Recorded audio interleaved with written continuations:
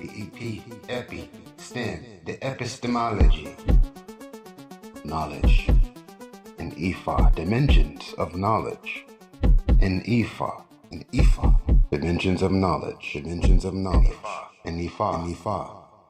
Scholars like Peter Drucker and Alvin Toffler have called our attention to the importance of knowledge as a management resource and as power. Scholars like Peter Drucker and Alvin Toffler have called our attention to the importance of knowledge as a management resource and as power.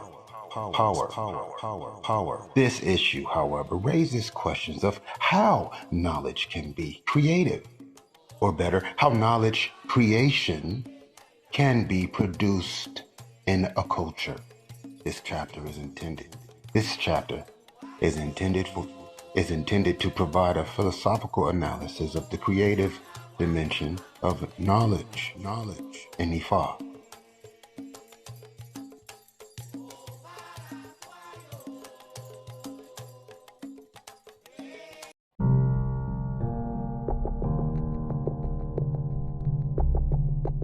The fact that whatever we know or believe have to be based on some systematic properties that are amenable to formal study.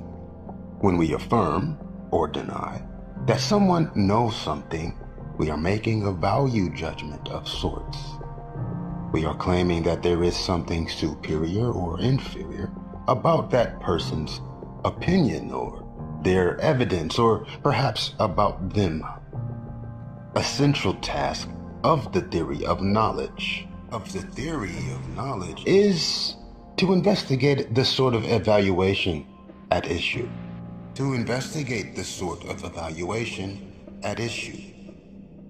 John Greco argues that knowledge is a kind of achievement as opposed to mere lucky success. This locates knowledge within a broader, familiar, normative domain. By reflecting on our thinking and practices in this domain, it is argued we gained insight into what knowledge is. We gain insight into what knowledge is, and what kind of value it is or has for us. IFA as a repository of knowledge and as a method of epistemological research pressure possess that knowledge of the world is possible through the dialectical processes of IFA corpus. The dialectical processes followed from the analyzing of linguistic application to the derivation of units of corpus names, Omo Odu. The chapter, having examined the epistemological dimensions of IFA, will also identify the nature of man and knowledge in Yoruba perspective, the natural order and universal spirit, and thereby establish its facts on a philosophical conclusion.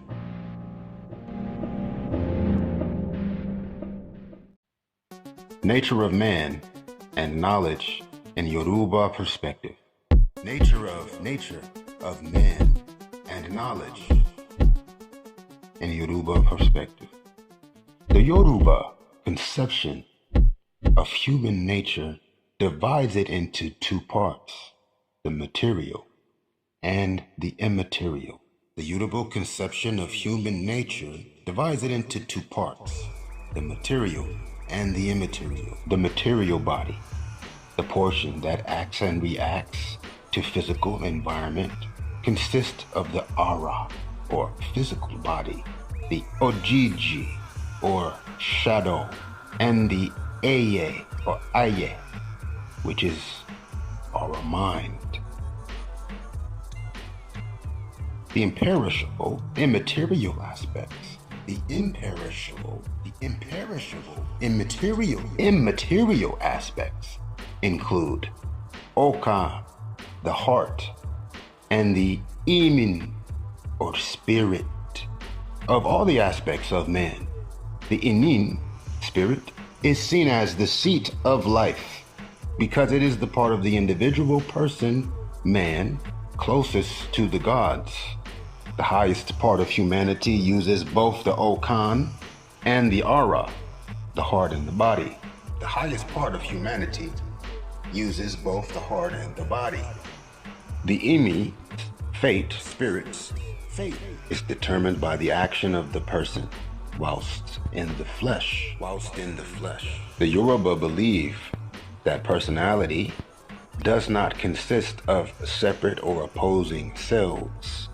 In fact, the unity of man's personality is an essential element in the Yoruba conception of man. All of one's selves unify and expresses themselves through the body, Ara, and through the agency of the heart/soul, Okan, heart, soul. According to Lucas, without a consideration of man's life after death, all of his destiny in the life hereafter, a description of the conception of man would be incomplete. The material body, Ara, dissolves after perishing, dissolves back into dust. There is no preservation of the body.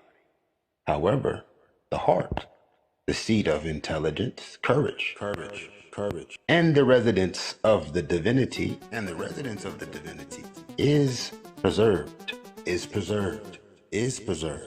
The imperishable parts, the Okan, heart, and the Emin, soul, or as it was just aforementioned, spirit, interchangeably with the word soul here, proceed to the dead land after death, but they cannot rest until after the funeral.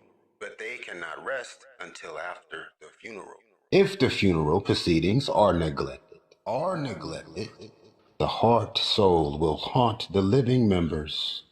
If the proceedings are performed, the spirits assume material forms and bless their families. The imperishable parts, the Okan, heart, and the Imi, soul, proceed to the dead land after death. But they cannot rest until after the funeral. The Okan, heart, and Emin, soul/spirit, do not allow living members of the family to forget funerals. If the funeral proceedings are neglected, the heart soul will haunt the living members. If the proceedings are performed, the spirits assume material forms and bless their families.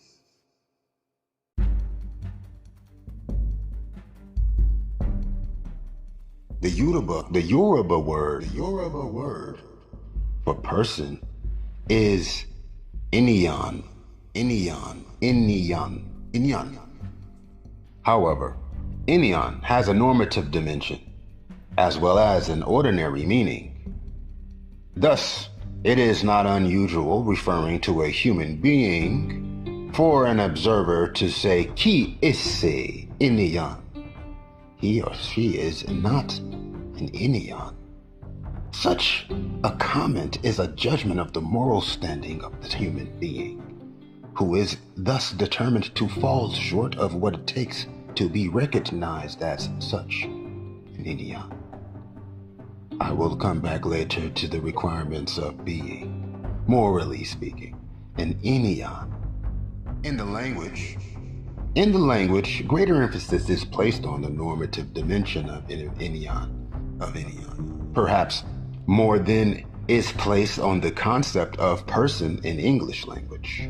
Perhaps more than is placed on the concept of a said person in the English language. For now, however, I would like to address the issue of the structural components of the human person. Among the terms that feature in discussions of the Yoruba concept of Iniyan, the following are prominent: Ara, the physical body; the Okan, the heart; Imi, solar spirit; Ori, which of course is your guardian, Orisha. It is your head itself. You understand? Though there is a lot of confusion about what each of these means and what relationship exists among them, one way to avoid or at least minimize confusion is not to start with English equivalents of these terms, but rather to describe their usages among the Yoruba and relate them to each other in terms of their functional interdependencies. Besides helping us to avoid any inadequate prejudgments concerning resemblances between English language and Yoruba language philosophical discourses, this approach will also help us to throw light on the distinctiveness of Yoruba philosophical language. Ara is the physical, material part of the human being.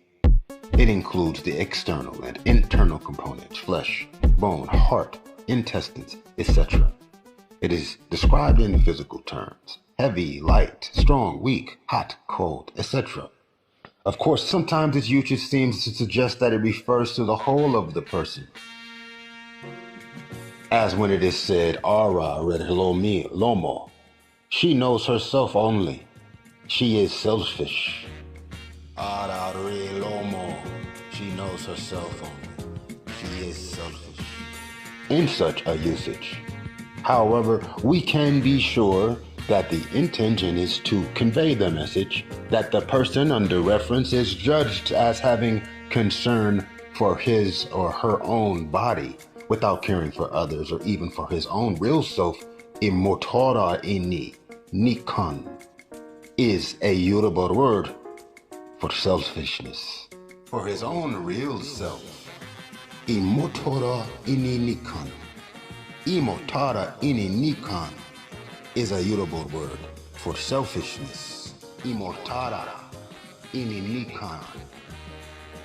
The idea is that a selfish person is more concerned with the well-being of his or her own body only, as opposed to the spirit.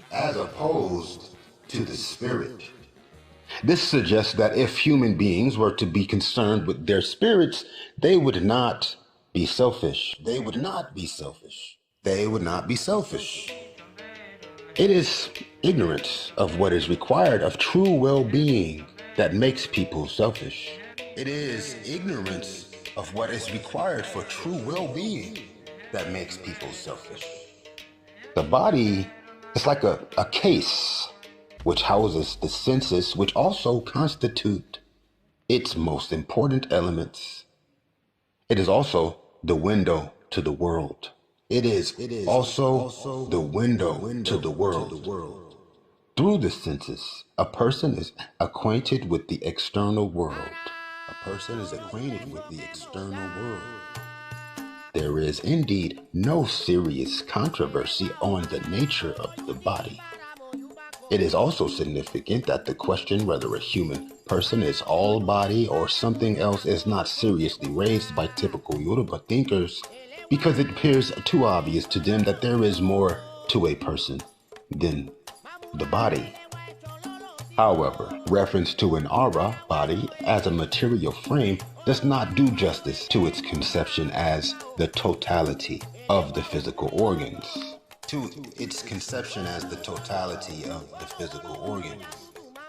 Further, and perhaps resulting from this, because different human beings have different bodily constitution, they naturally adapt differently to different situations. A heavily built person will absorb external pressures differently than that of a lightly built person. Illness and health are functions of bodily constitution. Traditional healers take account of the physical chemical constituents of the human body. Internal organs of the body are conceived to have their roles in the proper functioning of the person. For instance, the intestines plays a role in the physical strength of a person. A weak person is described as having only one ifun, intestine, or none at all. This is on the basis of an understanding that the intestine has an important role in building strength through its part in the metabolic activity of the body. A weak person is thus one whose intestine is not functioning well, or who has none. In the same way, Opolo is recognized as the life wire of logical reasoning and ratiocinative activity. In the same way, Opolo is recognized as the life wire of logical reasoning and ratiocinative activities.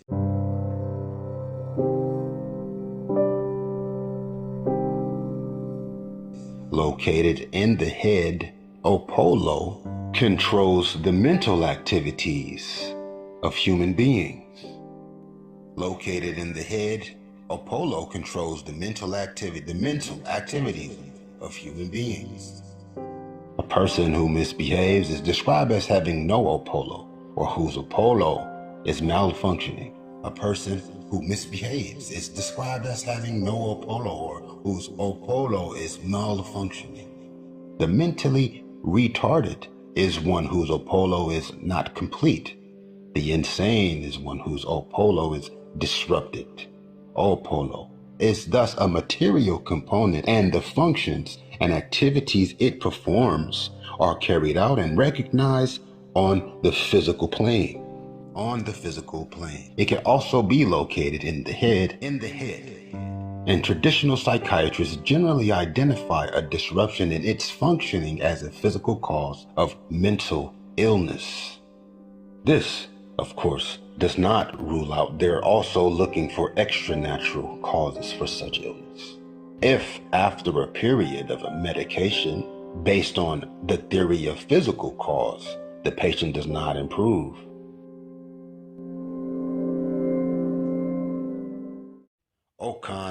Okan is another element in the structure of the human person. In the language, it appears to have a dual character.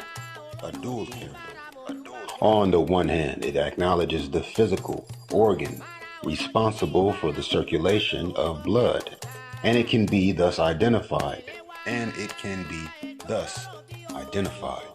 On the other hand, however, it is also conceived as the source of emotional and physical reaction. It is also conceived as the source of emotional and psychic reactions.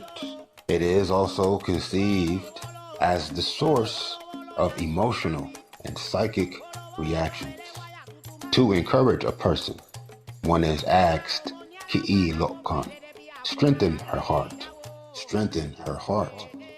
To encourage a person, one is asked to Ki'ilokan. A person who is easily upset is described as having no Okan, no heart. And when a person is sad, it is said that her Okan, heart, is disrupted. In this usage, then, it appears that the emotional states of persons are taken as functions of the state of their Okan. The Okan, heart. Is Okan then the seat or center of conscious identity, equivalent to the English conception of mind? This is a difficult question for the reason that the Western concept of mind is itself ambiguous.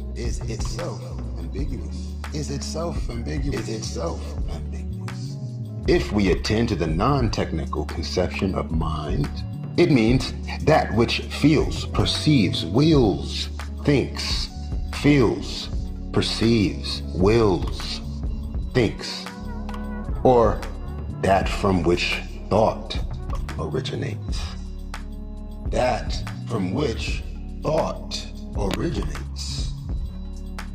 This is how the Webster's New International Dictionary defines it, reserving the technical sense for the conscious element in the universe, contrast with matter. Reserving the technical sense for the conscious element in the universe, contrast with matter. The conscious element in the universe contrasts with matter. In the non-technical sense, the mind may be an entity, but not necessarily in the Cartesian sense of that entity whose essence is thought. That which is the subject of consciousness may be a material entity. The dictionary does not give any clue as to its nature. On the other hand, The philosophic sense of the mind, which contrasted with matter, makes it more of an immaterial entity whose essence is thought. Since we are interested here in the question whether the Yoruba language entertains the concept of mind, we should attend to the non-technical sense. The question then is whether Okan, heart, is construed as that from which thought originates in the language, in the Yoruba language. This is an especially pertinent question, since Okan is recognized as a material component of the body. This is an especially pertinent question, since Okan, heart, is recognized as a material component of the body. So is it just that Okan is a material component whose activities have consequences for the psychic and emotional and thinking states of a person and is therefore responsible for them? Or is it that beyond the physical and visible Okan, there is something invisible and perhaps non-physical which is responsible for all forms of conscious identity?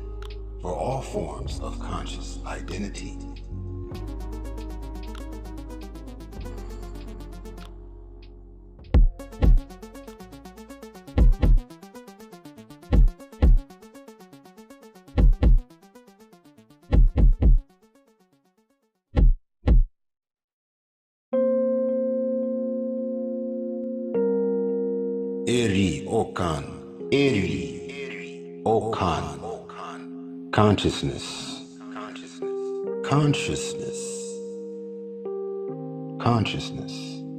Okan is a very important aspect of man, as mentioned above.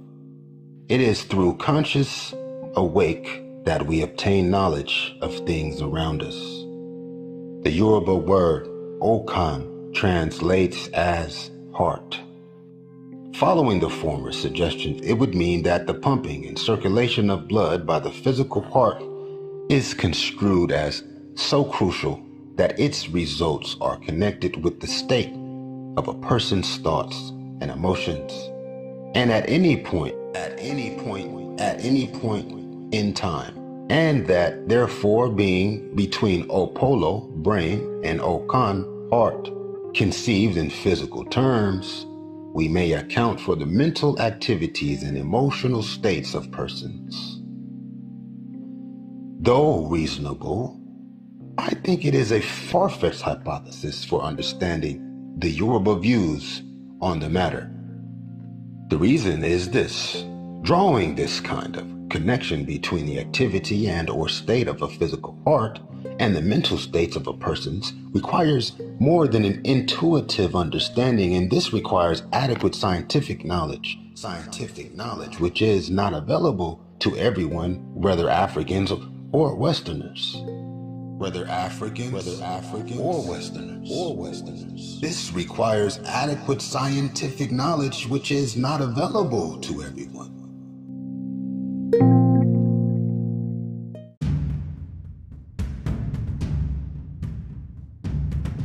This accounts for the non-physical conception of heart in the English language. Thus, after entertaining a technical zoological definition as a hollow muscular organ which keeps up the blood circulation, Webster's New International Dictionary gives the following among others. The heart, regarded as the seat of spiritual or conscious life, consciousness, soul, spirit. Hence, a faculty or phase of consciousness or its seat.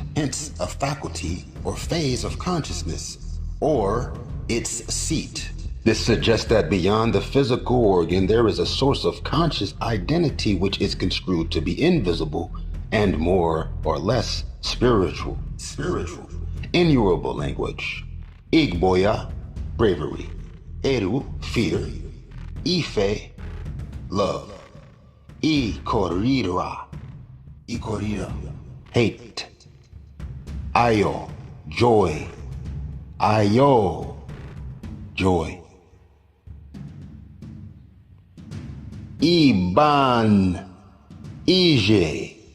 Ibanije, sadness. Ojoro, cowardice. Ojoro are different manifestations of the state of the person, and the Okan is identified as the basis for such conditions. Are different manifestations of the state of the person, and the Okan, heart, is identified as the basis for such conditions. A coward is an alaolekon. A coward is an aleolokan. Alaolekon. A person without a heart. A person without a heart. But this cannot be taken literally as a person without the physical organ. A stubborn person is olakan lile, a hard-hearted person, a hard-hearted person, stubborn person. In these cases, the reference is to the state of the person's conscious feelings, which is not identified with the functioning of the physical heart. Of course, it may not also be identified with a spiritual entity beyond the physical organ. There is no necessity about such identification.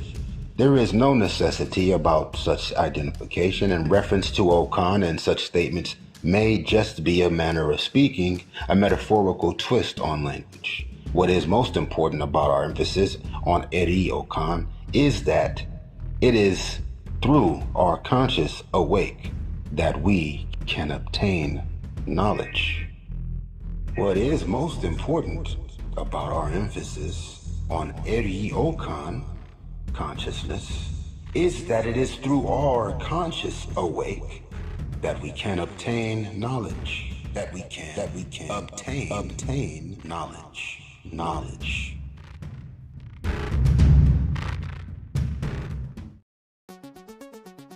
Epistemological dimensions in IFA. Epistemological dimensions in IFA. The IFA divination system is a set of divination acts done by a professional that has been granted authority, a Babalawo, to create and make use of sets of rules to communicate with the gods so as to solve people's problems. It is mostly carried out in the Yoruba community. The Yoruba gods of Western Nigeria once existed as humans and had their way of communicating. The system came to be understood from one perspective as regarding to the challenge of carrying out decision-making within a framework of ideas that removes it from the level of trial and error. Another perspective, however, argues that the interpretation would represent asking too much of the system. Could one arrive at a level of infallible wisdom that would empower decision-making? A difficult question. Is infallibility possible? Possible. The vision of an ultimate source of knowledge. The possibility of an ultimate ground or synthesis of knowledge, and a vantage point from which to arrive at comprehensive knowledge has fascinated human beings for centuries.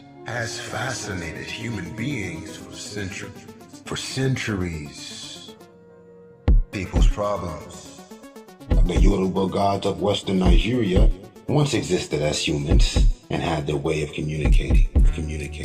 Prior to their disappearance, they left the people with a means to communicate with them in the outer realm. The Ifa divination. The processes used in Ifa divination and the divination system bear some similarities with computer science.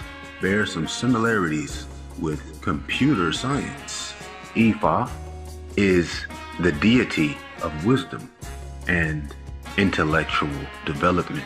Ifa is the deity of wisdom and intellectual development. He is called upon to judge cases and provide answers to problems.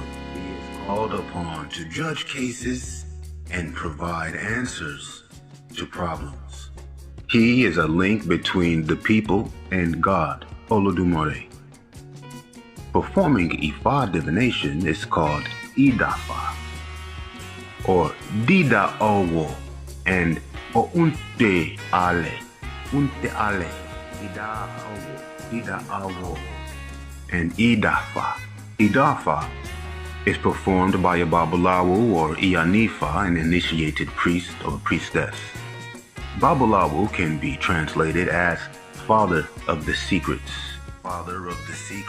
while Iyanifa means mother that has Ifa, or mother of mystery, i.e., its blessing.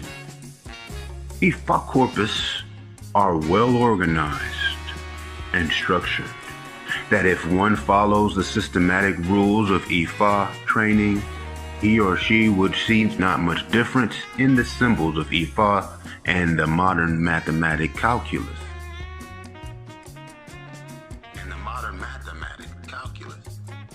Yoruba Ifa is a specialized communication sign system which generates symbolically knowledge related to past and present, employed in predicting future actions.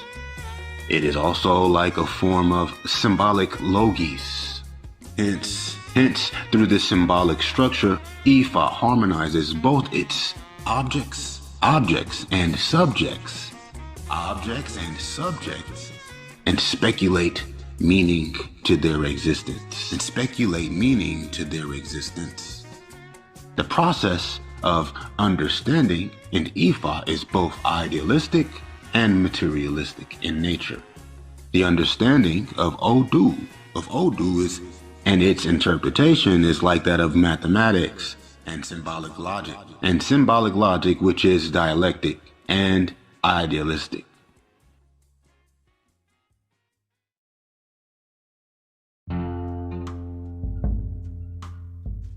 Is Ifa a spirituality? It is a spirituality in the sense that it is used as a divination and magical system. Divinatory in the sense of efforts to gain access to knowledge, not otherwise accessible through methods that cannot be fully accounted for in terms of physical reality. In the case of Ifa, these methods may be understood in terms of dialogue with the Ori or inner self of the client, and the Odu Ifa understood as both organizational forms of Ifa and its active agents. Ifa is magical in the sense that it is applied to achieving effects in the world through means that cannot be fully explained in terms of laws of cause and effect that can be traced through logical analysis. This magical dimension is evident in the prescriptions made after divination and in the use of Ifa incantations, along with plants. Ifa might be challenging to describe as philosophy, but the literary and imaginative character of its verbal text is evident. Its mathematical structure, based on a binary principle and permutations related to probability, is also evident. This mathematical structure demonstrates some similarity with binary structure in computer science. As Olulonje seems to have been a pioneer in demonstrating. But that does not make Ifa a science nor identical with computing, but only demonstrates Ifa as sharing aspects of structure and aspiration, organization, and application of knowledge with computing. But only demonstrates Ifa as sharing aspects of structure and aspiration, organization, and application of knowledge with computing. But both cognitive systems pursuing this goal in a different way. Its place in the visual arts is also sure. Its place in the visual arts is also sure on the account of the centrality of Ifa practice and symbolism of the sculptural forms represented by the Opon Ifa, the Iroke Ifa, and Ajere Ifa. In order to develop a dialogue between these aspects of the self, to enable the individual to be aware of the relationship between their everyday understanding of themselves and the aspect of the self which embodies the full range of their possibilities, it was necessary to develop a means of creating a communicative bridge between both aspects of the self. Setilu develops this bridge in terms of a system of communication that would allow the deeper self, which embodies the totality of the individual's potential to communicate with the individual in their everyday understanding of themselves. This method of communication worked through a pattern of symbols which were randomly activated in such a manner that randomness would enable messengers from the deeper self to come through. This system of symbols is what can be known as the Ifa system. The Ifa system. The Ifa system embodies the answers its founder made to the questions that influenced his development of the system, the philosophical and religious characters of these questions, the answers he provided to them, and his methods of presenting them, enabled the system to be adapted to a broad range of purposes that go significantly beyond the framework of its primary characterization as a decision-making system. Since these questions and answers and the form of the system that embodies them are both religious and philosophical, the system can be understood as both a religion and a philosophical system. The system came to be understood from one perspective as responding to the challenge of carrying out decision-making within a framework of ideas that removes it from the level of trial and error. Another perspective, however, argues that the interpretation would represent asking too much of the system. Could one arrive at a level of infallible wisdom that would empower decision-making? A difficult question. Is infallibility possible? The vision of an ultimate source of knowledge. Both perspectives draw for support of their views on the Ifa system's efforts to comprehensiveness in classifying various possibilities of existence.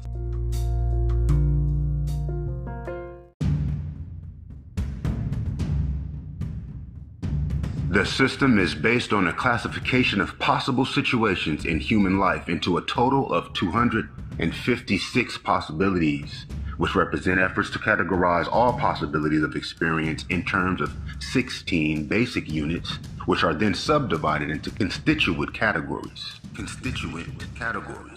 One school of thought holds that such a categorization can reflect at best the scope of understanding of one man, Setilu, and of others who contributed to the system in later centuries. From that standpoint, no group of people, let alone one person, can anticipate all possibilities of human experience. They argue that the Ifa system is best understood as a guide to understanding, classifying, and responding to human experience, rather than as a comprehensive source of understanding of such possibilities. The system is at best a template, which one can adapt and modify according to one's own perspectives. It is not normative, but heuristic, a means for experimenting with understanding and action. We can describe this group as the fallibilists because they hold that the system is necessarily limited, being a product of necessarily limited but ambitious human mind. The other perspective argues from the standpoint of what it understands as both the terrestrial and cosmic scope of the system. It argues that the system not only categorizes all possibilities of human experience, but identifies every possibility of existence of all phenomena, whether extant and actual or even potential, and not yet in existence. It identifies every phenomenon in existence, whether abstract or concrete, from material forms to situations, emotions, from what exists to what does not exist, but which could exist. They hold that the symbols of this system enable not only a ratiocinative understanding of possibilities of existence, as indicated by the fallibilist position, but facilitate a sensitivity to the creative matrix that enables an understanding of the transformative process through which forms of being pass from one state to another. This matrix is mediated through a sequence of forms that at one level are the symbols of the IFA system, and at another level are expressed of the creative life of the matrixal center. This group argues that one reason for the extensive and lengthy training of the IFA priest at its formal stage, lasting more than 16 years, and continuing informally for the rest of his life, is not simply to enable him to memorize the essay IFA, the literary forms that contain the descriptions of particular situations and IFA's prescriptions about them. This group argues that the trainee priest's memorizing of the essay IFA also constitutes a process of embodiment of symbols in the self of the priest that enable him to enter into dialogue with the matrixio center, since these symbols are not simply a means of encoding knowledge as in conventional communicative forms, but embody the will and sense of direction of the matrixio center, which, along with human culture, constitutes one aspect of their identity.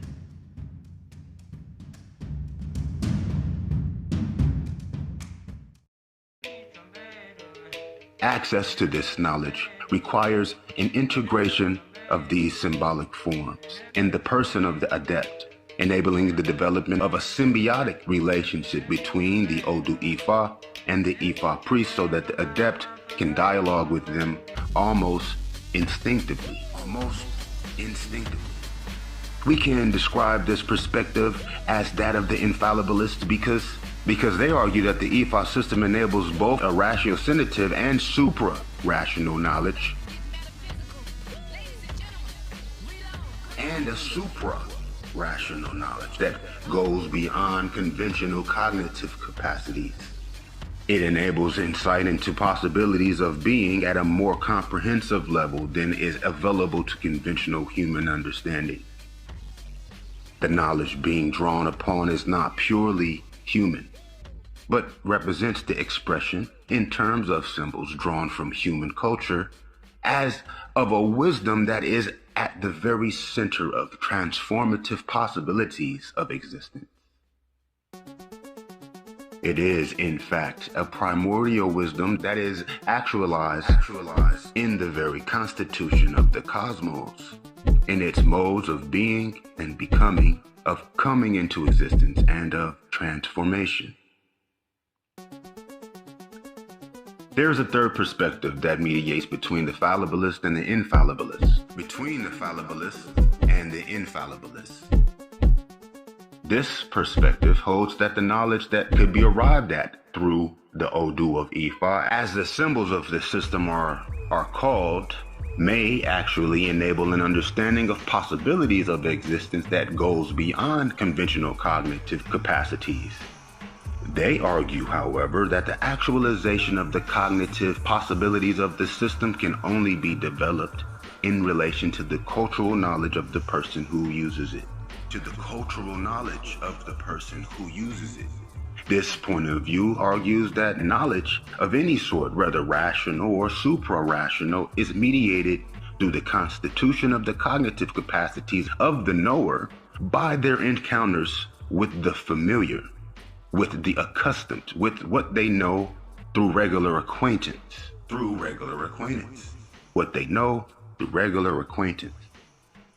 To expand those cognitive capacities beyond the conventional, therefore, this perspective argues that the Odu may well be sentient entities, but that cannot be ascertained or disproved, a matter of public knowledge. at this point in the development of human cognitive capacities. But even if that is the case, and they make available to the IFA priests expanded cognitive capacities, one point we can be certain of in the entire cognitive relationship between the IFA priests and the Odu is that they facilitate or even enable the priests to make the correlations between contents of the situations and remedies described in the Odu and the questions brought before IFA by the client. The Odu function as springboards for cognition, enabling the correlation of ideas from the universe of discourse embodied by IFA and the real-world issues which have brought the client to IFA.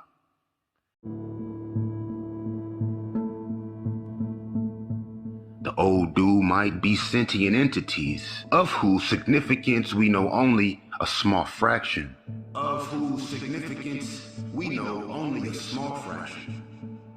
As the B'nai Ife priest Ahomina describes them, but they are embodied in relation to human perception in terms of forms created by the human mind. They are understood to exist simultaneously in terms of different aspects of existence, but all these aspects represent forms of correlation between aspects of signification by the human mind. The Odu are represented as vertical signs which signify text, and the entire ensemble is understood to be an entity which embodies its own ori, or center of ultimate direction. This structure of relationships has to be actualized, however, through the interpretive activity of the priest. The Odu are also understood, assumedly particular configurations in divination through a dialogue with the ori of the client, which, even though not generally accessible to the client's conscious mind, influence the patterns assumed by the Odu, since the client's ori is the ultimate source of insight into the details of those issues that constitute the client's working out of the structure of possibilities that their lives embody, and which has been outlined before their birth by the understanding between the Odu and Olodumare, the architect of existence, before the client was born.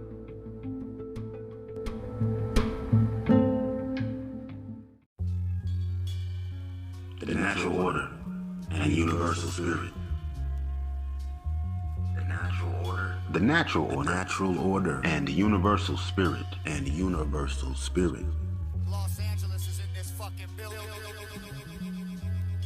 The natural order is the moral source from which natural law seeks to derive its authority. The natural order is the moral source from which natural law seeks to derive its authority. It encompasses the natural relations of beings to one another, in the absence of law, which natural law attempts to reinforce. Universal spirit affects all creatures and can be tapped by creative souls to produce miraculous change in the universe. Positive change is produced when the universal spirit is tapped through prayers, supplication, sacrifice, and acts of transcendence. Universal spirit can also be tapped to follow whims and caprices of man through diabolical means of invocations and conjurations, which in all cases cause misfortunes in the world. When these are done, the universal spirit is made to split into two, to assume good spirit and evil spirit. Whereas good spirit is pure, for it purifies all things when in ascension. The evil spirit is tainted spirit, for it is known to negate all things good in the universe. With his interaction with the physical world, man perceives forces of opposite in nature, and he continues to see imperfection of things around him.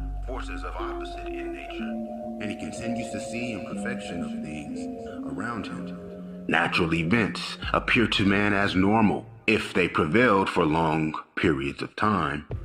But as soon as they are violated to produce unexpected results, they become abnormal, and subsequently they are termed unnatural by an average perceiver. But nature itself has, to a great existence, reveals that it is without uniformity in all its processes. That is why there is conflict of opposites. That is why there are changes in climate, disruptions in natural settings, the results of which are either perceived as good or bad by man. I see the universe as one living, thinking, and conscious unity of timeless being, differentiating into delegated selves, fractions of I, individuated minds, underlying the spatial and temporal becoming and manifestation. Spatial and temporal becoming and manifestation, characterized by change. The individuated self underlying the becoming and manifesting aspect of the infinite I on all levels of existence is called psyche. Is called the psyche. The individuated self underlying the becoming and manifesting aspect of the infinite I on all levels of existence is called the psyche. Being the underlying principle, essence and cause, and thus the sine qua non of all material existence, the psyche is an objective reality.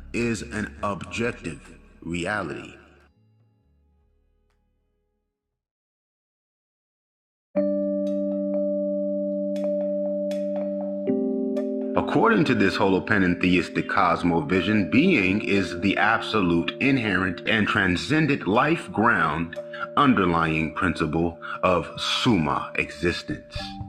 Nothing can precede it because non-being, the absence of being, is a contradiction in terms. Nothing can precede it because non-being, the absence of being, is a contradiction in terms. A concept demanding a subject.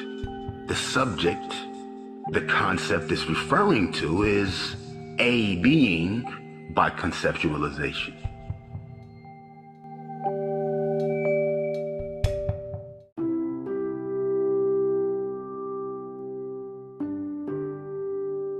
As space and time are dimensions referring to spatial and chronological order, to position and precedence, and have no point to exist by themselves without a content, they could not have preceded being, nor could being be contained in or be a function of space and time.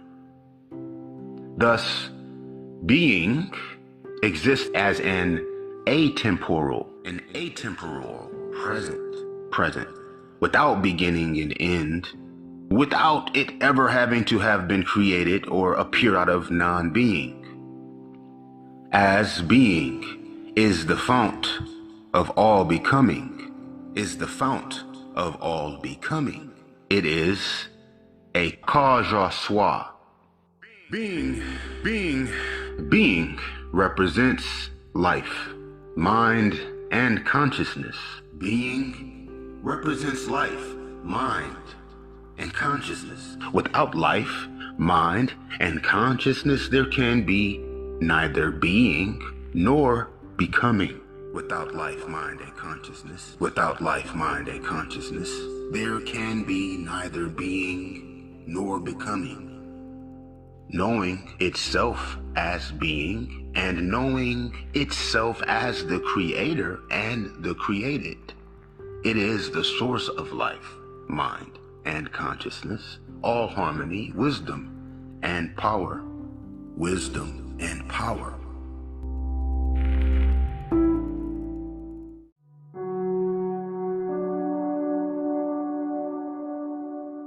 It is the oneness, universality, timelessness, changelessness, formlessness, boundlessness, within and out of which space, time, form, individuality, diversity, temporality, and transformation, becoming, transpire.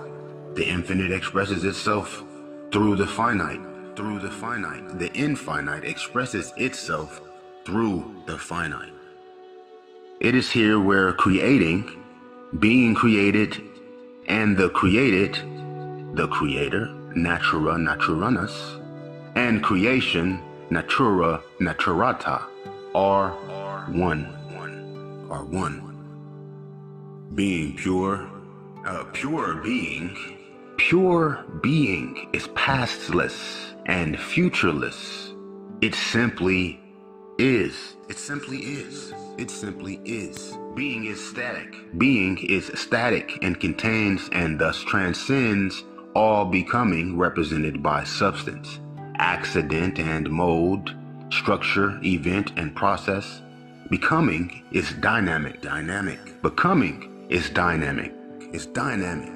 Manifested in the harmonious movement, change, and the spatial, chronological, and causal order of energy and matter, while matter itself is not a conglomeration of things, but consists of, by its underlying principle, ordered processes, interwoven and interdependent harmonic system relationships of energy quantums. Space and time are contained by being. Space and time are contained by being as conditions of dimensional constituting elements of becoming. Space and time are contained by being as conditions of dimensional constituting elements of becoming.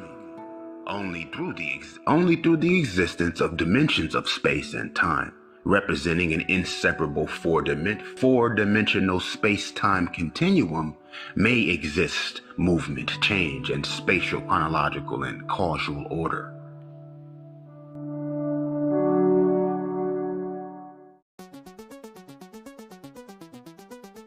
Thus, all becoming is space and time dependent.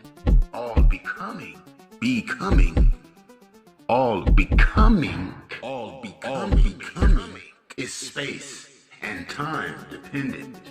is space and time dependent. Inversely, without movement and change, there exists only a static state without content, devoid of space, time, matter, and energy, which are thus co-emergent, coexistent, interdependent, interacting, and co-evolving constituents of a dynamic universal process.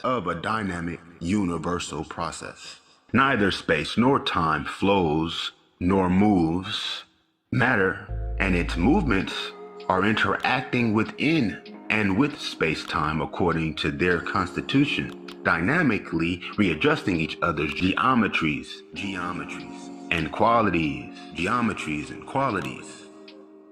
Creation, movement, change, causality, physical, chemical, and biological processes are dynamic phenomena, constituent elements of becoming. There are dynamic systems and dynamic rules. The laws of physics, chemistry, biology, and of the summa, cosmos, are not rigid, predetermined, pre-existing rules according to which the self-created or self-evolving content of the universe must work, but are also co-emergent, coexistent, and co-evolving integral constituents of it, keeping within the harmonious relationship of the all.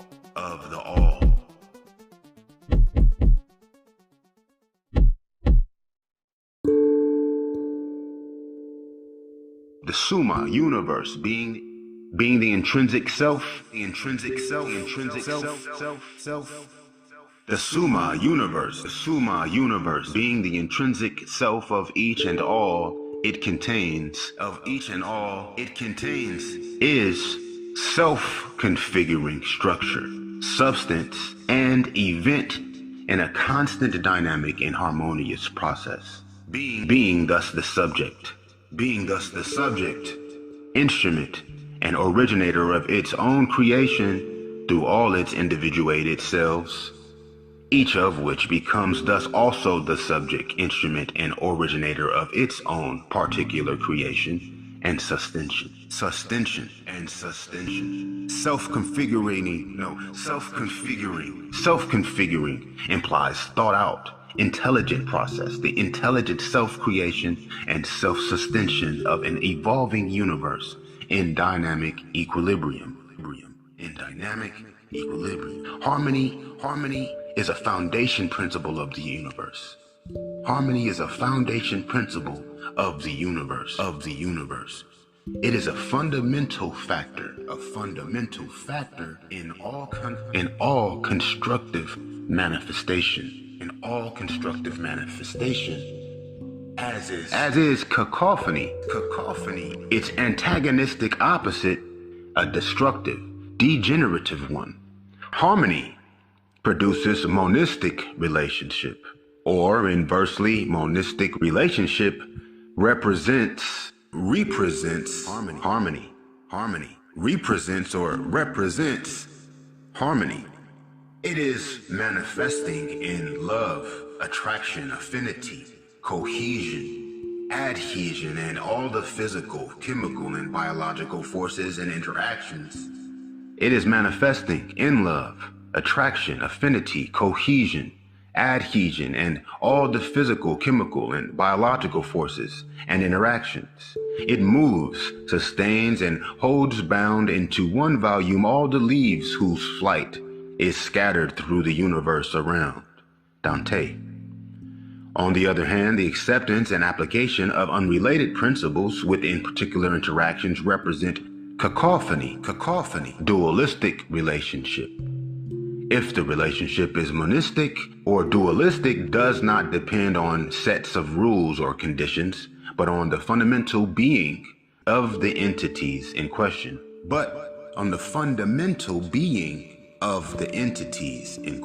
Each physical entity, together with its thoughts and actions, is the manifestation of the expression of the psyche. Its particular ordering principle on the physical plane, that is, the platform of its change, development and becoming. By the very principle they incarnate, and for the very reason that they are brought into existence, all physical manifestations are time-dependent and finite. The world of the spirit and the world of the physical manifestations are not polar opposites, but two aspects of the same unity. As are all phenomena and anomena between which there is no fundamental distinction. They form the psychophysical reality. I further submit that the universe is logical and contains nothing self-contradictory, that it is a living organism, a heterogeneous manifestation of one unity, that life is only one. And it is the life of the universe, that earthly man is an integral part of that universal life, like everything else that exists, none making sense within itself, none analyzable without the whole, and that any natural law that applies to the whole applies to each and every of its fractions. Or inversely, no laws, canons, dogmas, or beliefs can be applied to any fraction, and to man in particular, if they cannot be applied to any other, or to the whole. To spell it out, if man has a spirit, consciousness, intellect, faculties for rational thinking, creativity, and volition, and so have all the other minute particles of the cosmos.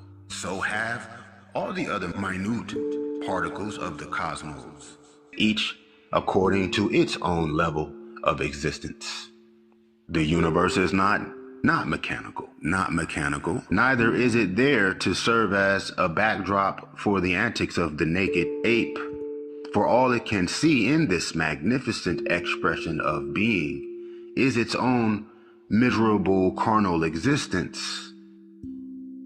No doubt there are, according to our actual and infraplanetary knowledge of life, striking differences between the levels and expansions of consciousness, intellect, and faculties of rational thinking and power of will of Homo sapiens and other species on this planet, just as there are striking differences relating to the same spiritual and mental faculties within individual members of the human species.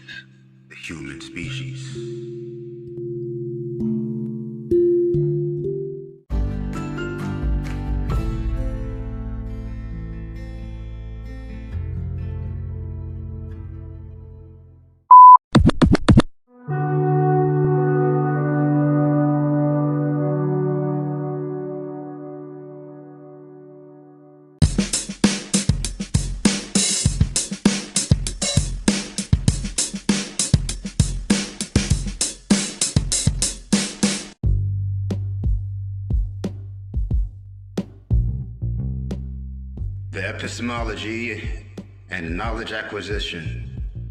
Epistemology and knowledge acquisition. Epistemology and knowledge acquisition. Knowledge is a very paramount in every culture and society. The basic assumption of a people is what defines their theory of knowledge. The basic assumption of a people is what defines their theory of knowledge. Epistemology is a branch of philosophy. It is concerned with the theory, science, and principles that guide people's knowledge. Epistemology raises many questions, including how reality can be known, the relationship between the knower and what is known, the characteristics, the principles, the assumptions that guides the process of knowing, and the achievement of findings. Hence, we shall critically evaluate and establish IFA as a repository of knowledge and the relationship it has with African knowledge in general.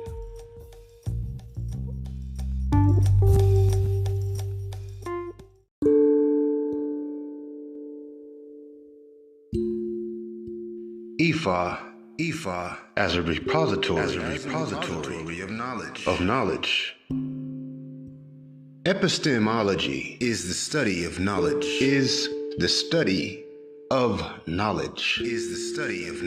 Epistemologists concern themselves with a number of tasks, which we might sort into two categories. First, we must determine the nature of knowledge. That is, what does it mean to say that someone knows or fails to know something? First, we must determine the nature of knowledge. That is, what does it mean to say that someone knows or fails to know something? This is a matter of understanding what knowledge is, and how to distinguish between cases in which someone knows something and cases in which someone does not know something. This is a matter of understanding what knowledge is. While there are some general agreement about some aspects of this issue, we shall see that this question is much more difficult than one might imagine.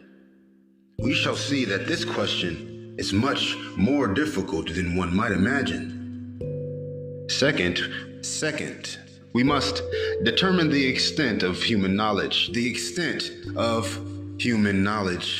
That is, how much do we or can we know? How can we use our reason, our senses, the testimony of others, and other resources to acquire knowledge? Are there limits to what we can know? For instance, are some things unknowable? It is possible that we do not know nearly as much as we think we do. Should we have a legitimate worry about skepticism, the view that we do not or cannot know anything at all? Epistemology is the study of human knowledge. The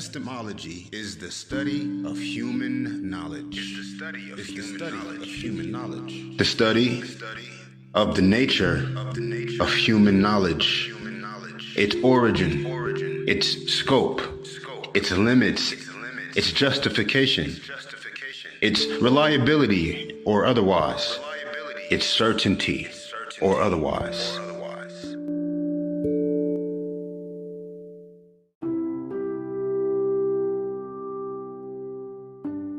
Epistemology comes from the Greek episteme, meaning knowledge, and logos, meaning roughly study or science of. Logos is the root of all terms ending in ology, such as psychology, anthropology, and of logic, and has many other related meanings. Epistemology is the study of human knowledge, the study of the nature of human knowledge, its origin, its scope, its limits, its justifications, its reliability or otherwise, its certainty or otherwise. The word knowledge and its cognates are used in a variety of ways. One common use of the word know is as an expression of psychological conviction. For instance, we might hear someone say, "I just knew it wouldn't rain," but then it did. While this may be an appropriate usage, philosophers tend to use the word know in a factive sense, so that one cannot know something that is not the case. We can really understand the basic assumption of epistemology through the question it asks. What does it mean for someone to know something? What is the difference between someone who knows something and someone else who does not know it? Or between something one knows and something one does not know? Since the scope of knowledge is so broad, we need a general characterization of knowledge, one which is applicable to any kind of proposition whatsoever. Epistemologists have usually undertaken this task by seeking a correct and complete analysis of the concept of knowledge. In other words, a set of individually necessary and jointly sufficient conditions which determine whether someone knows something. There are components of knowledge which include belief, truth, justification, and knowledge. There are components of knowledge which includes belief, truth, justification, and knowledge. Belief.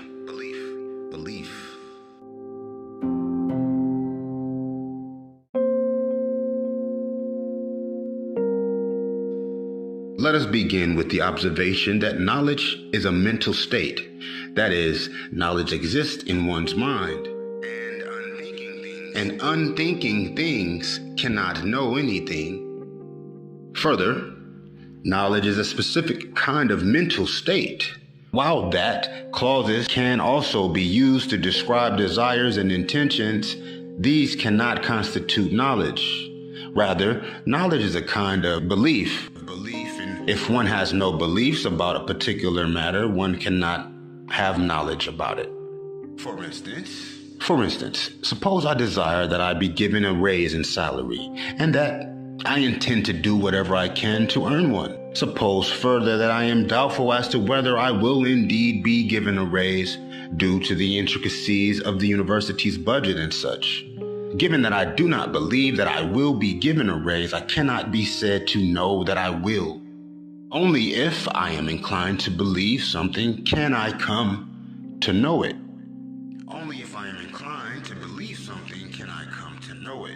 Similarly, thoughts that an individual has never entertained are not among his beliefs, and thus cannot be included in his body of knowledge. Some beliefs, those which the individual is actively entertaining, are called occurrent beliefs. These are the beliefs that the individual has in the background but is not entertaining at a particular time. Correspondingly, most of our knowledge is non-occurrent or background knowledge. Only a small amount of one's knowledge is ever actively on one's mind.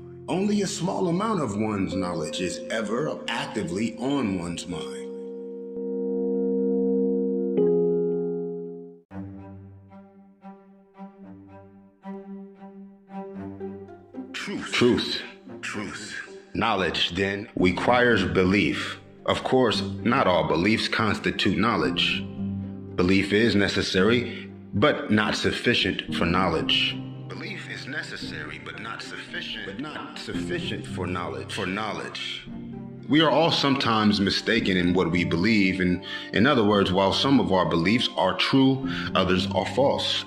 As we try to acquire knowledge, then, we are trying to increase our stock of true beliefs. true beliefs. As we try to acquire knowledge, then we are trying to increase our stock of true beliefs, while simultaneously minimizing our false beliefs.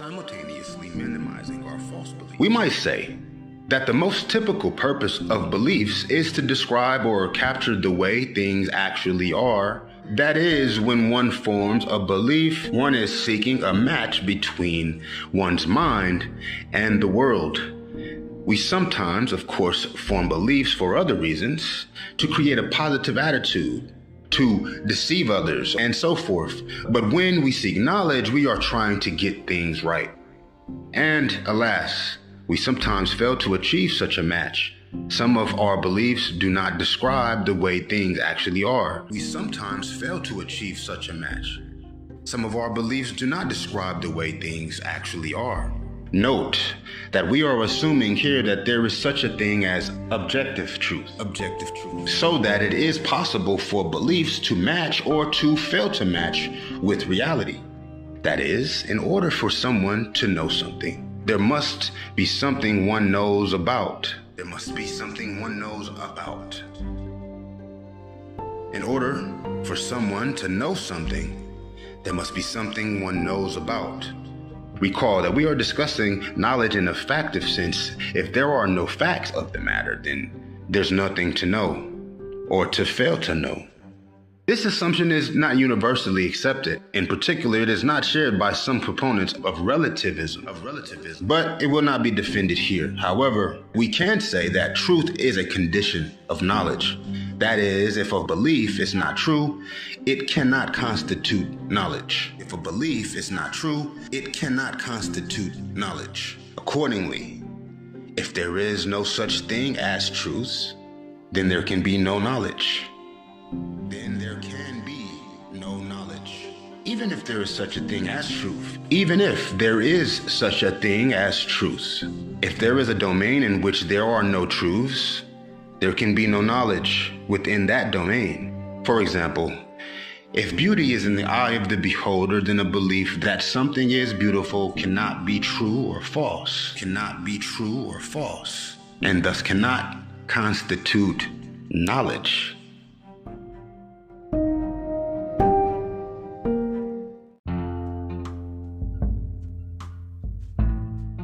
Justification.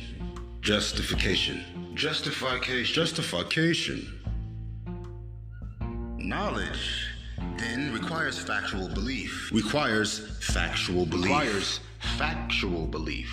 Knowledge then requires factual belief. However, this does not suffice to capture the nature of knowledge.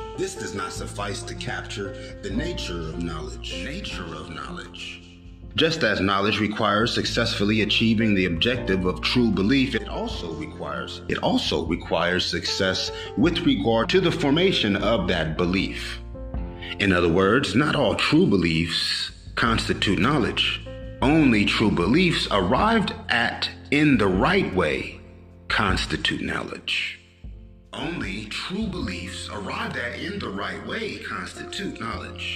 What then is the right way of arriving at beliefs?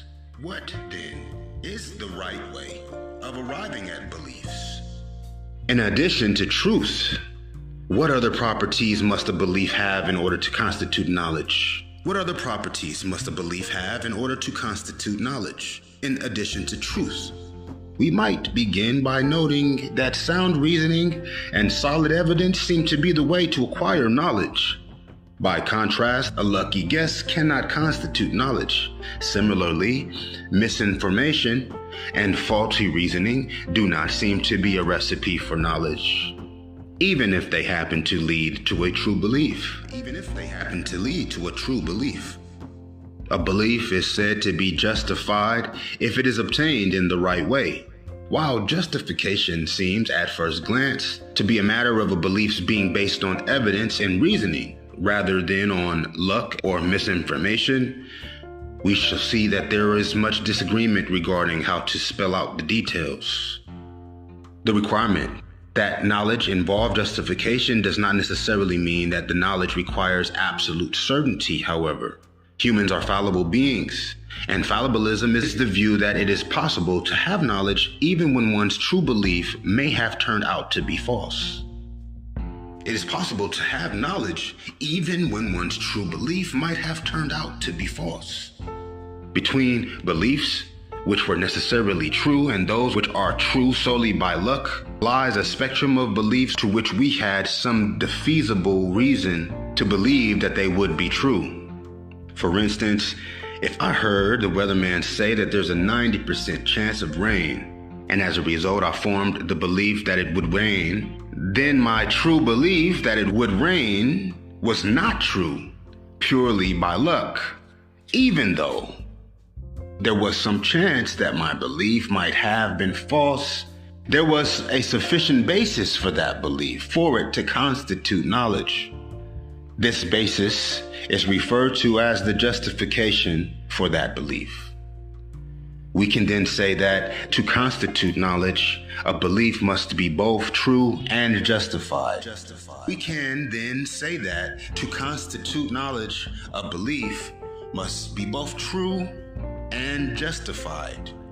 The study of knowledge is one of the most fundamental aspects of philosophical inquiry.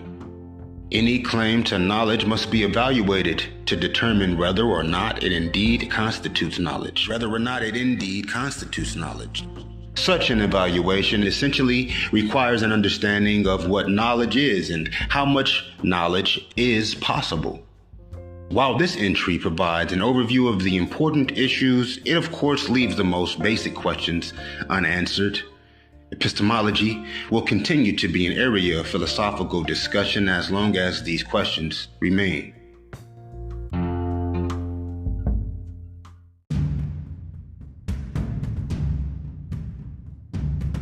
African epistemology and worldview.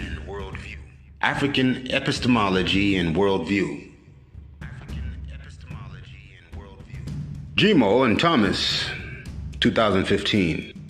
African epistemology deals with what the African means and understands when he makes a knowledge claim. This consists of how the African sees and talks about reality.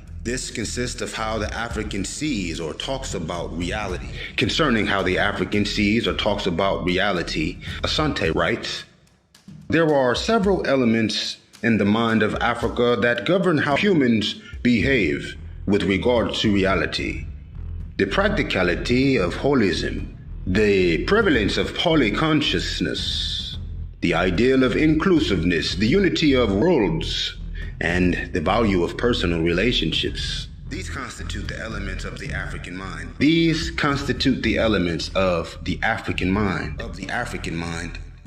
They frame the African's conception of reality, and they are the basis on which cognitive claims are made by the African. From the earliest times, there was an underlying commonality in the African apprehension of the universe, environment, society, and the divine.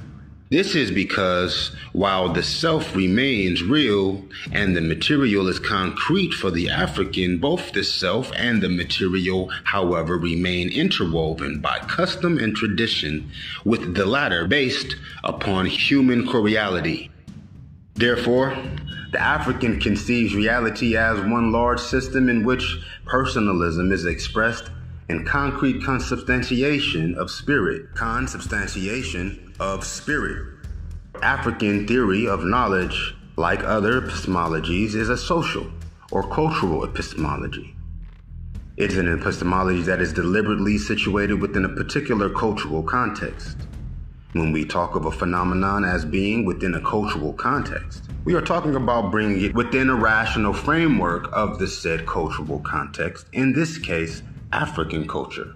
The way in which epistemic rationality and its related concepts are instantiated, filled out, as it were, the concrete content that they are given in terms of linguistic descriptions and social customs, varies a great deal from one cultural context to another. The body of knowledge, that is, the set of what would count as a good theory, A widely accepted or satisfactory explanation of a given phenomenon in traditional African society would differ from that which would count as satisfactory contemporary African society. For instance, what would count as a good theory, as widely accepted, or a satisfactory explanation of a given phenomenon in traditional African society would differ from that which would count as a satisfactory in contemporary African society. Such difference would also be noticed in the methods of acquisition of knowledge, as well as the certification or justification of knowledge.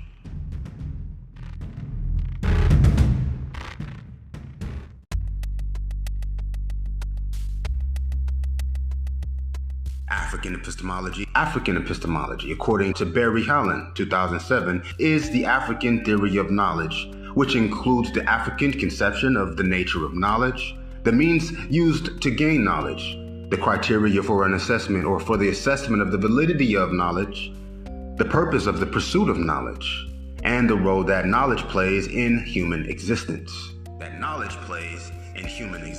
The purpose of the pursuit of knowledge. The adjective African applied to a people implies that that people, given the specificity of their location in the world and their experience in human history, have as African people a specific way of understanding and explaining the world and the complexities of the human condition. At the same time, given that Africans are a member of the unique family of Homo sapiens, African epistemology naturally exhibits similarities with and differences from epistemologies developed as a species of naturalized epistemology.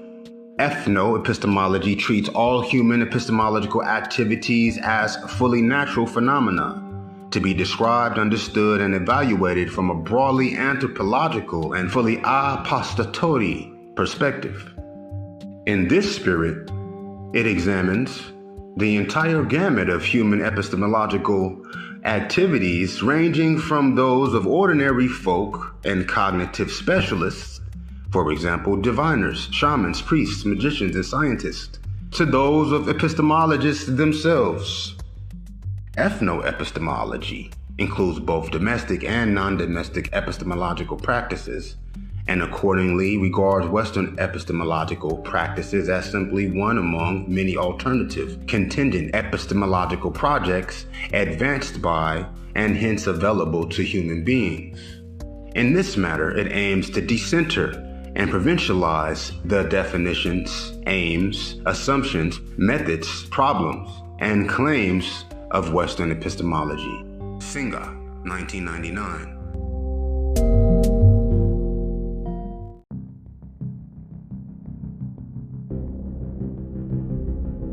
African epistemology is the African theory of knowledge, which includes the African conception of the nature of knowledge, the means used to gain knowledge, the criteria for the assessment of the validity of knowledge, the purpose of the pursuit of knowledge, and the role that knowledge plays in human existence.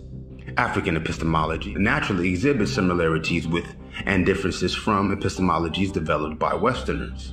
Like African metaphysics, African epistemology is deeply rooted in African tradition.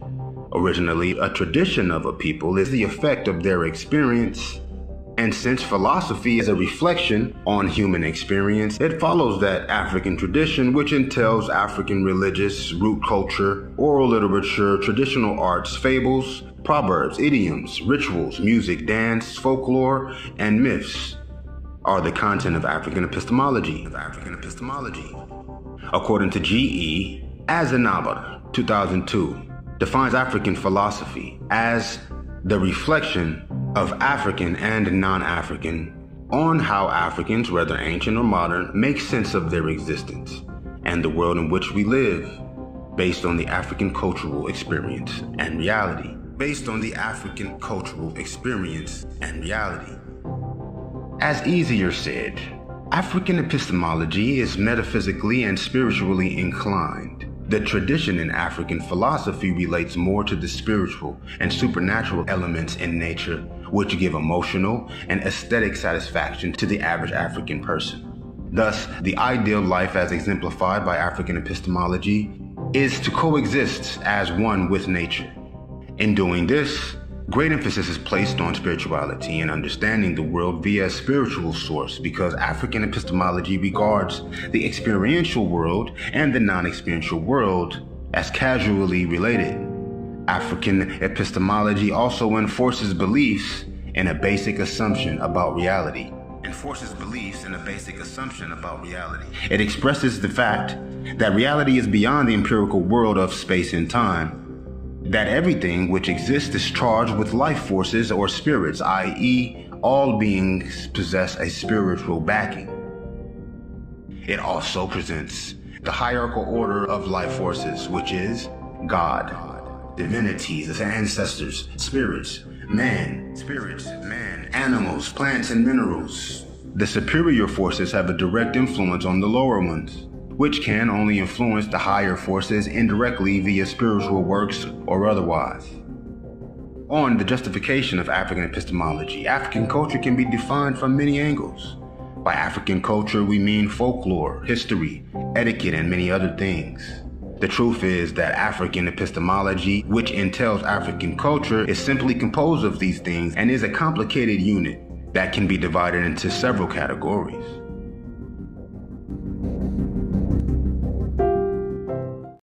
It would have been so wonderful to dive into the world of African wonders and artifacts and start a long journey of information and discovery. Unfortunately, our society seems to ignore that priceless inheritance we received from ancestors to contribute and give to our posterities. To start with, there are so many languages, so many cultures in Africa alone.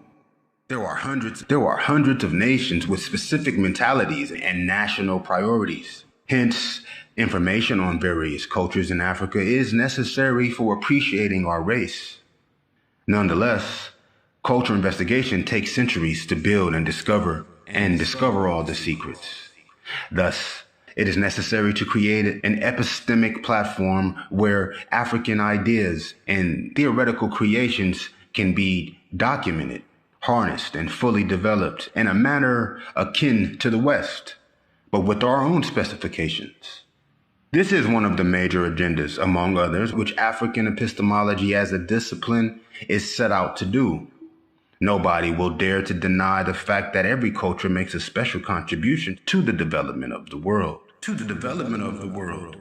But no matter how attractive any of these cultures seem, it is vitally important to know our own African culture. A culture of your family and your nation is our heritage and epistemic responsibility.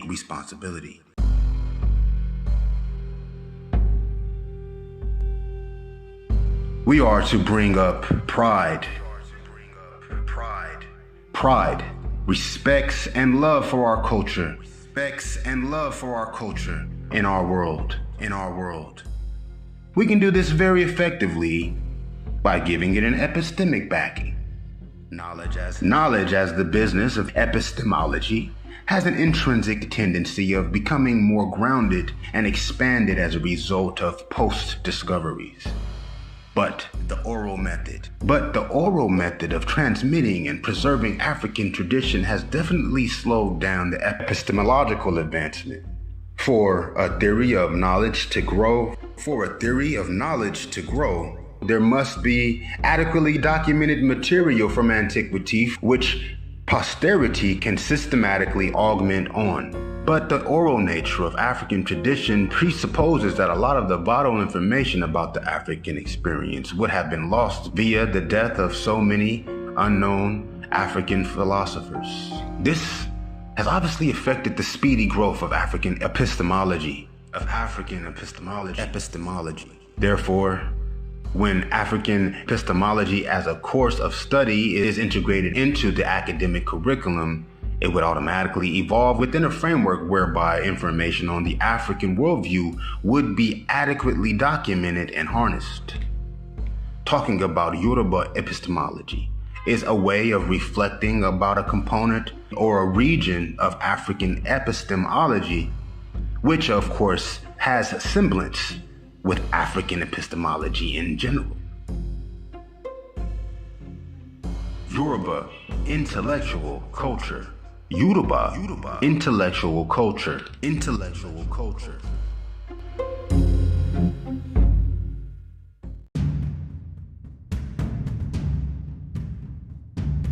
Olugbile, 2009, held that the Yoruba worldview is centered around a continuous battle between forces of good and evil. The Yoruba worldview is centered around a continuous battle between forces of good and evil. The Yoruba worldview emanated from Ifa oracle. The Yoruba system of divination. Ifa is the encyclopedia of the Yoruba knowledge. According to Olawule S., Ifa is the repository of the Yoruba knowledge. Reality of the universe, man and all other beings are emanated and narrated in the Yoruba Ifa as the secondary source of Yoruba knowledge. Secondary source. The Yoruba divination system enabled diviners to invoke the word of God through the teachings of Orunmila, the Yoruba deity of wisdom, prophecy, and ethics. Eshu, who is in charge of spiritual justice, as well as the god directly in charge of transportation of ebos, lend his authority or ashe to the oracle for the purpose of clarifying the issues at hand and providing direction to those seeking guidance. Ifa divination rites provide an avenue of communication between the spirit world and that of the living. Performing Ifa divination is called Idafa, or Dida, Owo, and Onte Ale. Idafa is performed by a Babalawo or Ianifa, an initiated priest. Babalawo can be translated as the father of secrets. The Babalawo provides insights about the current circumstances impacting the life of a person requesting this information and provides the necessary information to aid the individual. The Babalawo provides insights about the current circumstances impacting the life of a person requesting this information and provides any necessary information to aid the individual. Awo is a reference for devotees in Orisha worship. It includes Babalawos, Babalorishas, Iyalorishas, and even uninitiated devotees. Ifa was able to establish two-truth reality in the Yoruba culture. Two truths. Ifa teaches that Tibi Tire Lada Ile Aye, meaning reality is a union of opposites.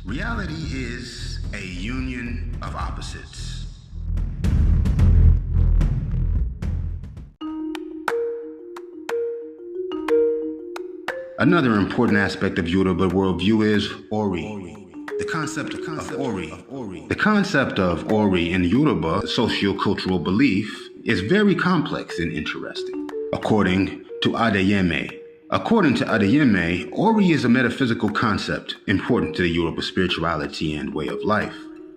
Ori, literally meaning head, refers to one's spiritual intuition and destiny. It is the reflective spark of human consciousness embedded into the human essence, and therefore it is often personified as an Orisha in its own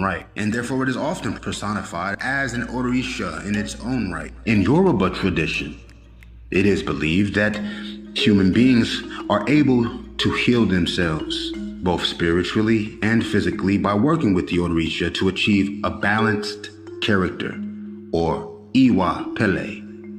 When one has a balanced character, one obtains an alignment with one's Ori, or divine self. Alignment with one's Ori brings to the person who obtains it inner peace and satisfaction with life. To come to know the Ori is essentially to come to know oneself, a concept extremely foreign to Western philosophy. The primacy of individual identity is best captured in the Yoruba proverb, "It is the inner self we ought to venerate, and let divinity be, and let divinity be." It is the inner self we ought to venerate, and let divinity be.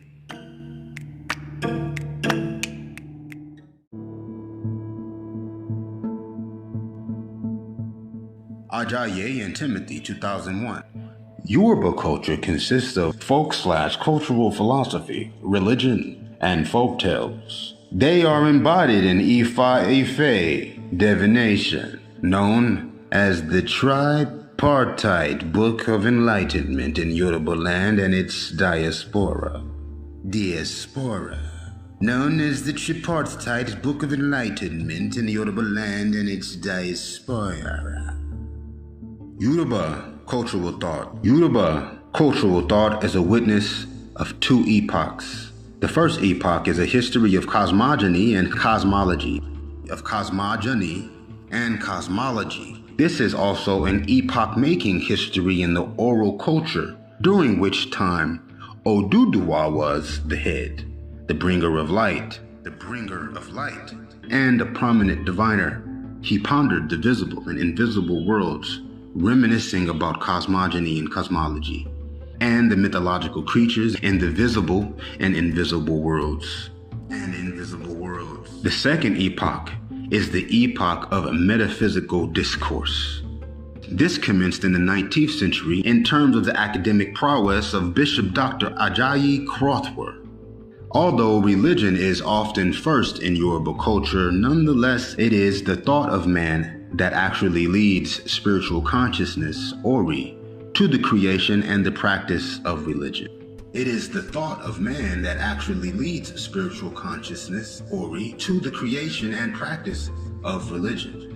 Thus it is believed thought is an antecedent to religion. Today, the academic and non-academic communities are becoming more interested in Yoruba culture. More research is being carried out on Yoruba cultural thought as more books are being written on the subject.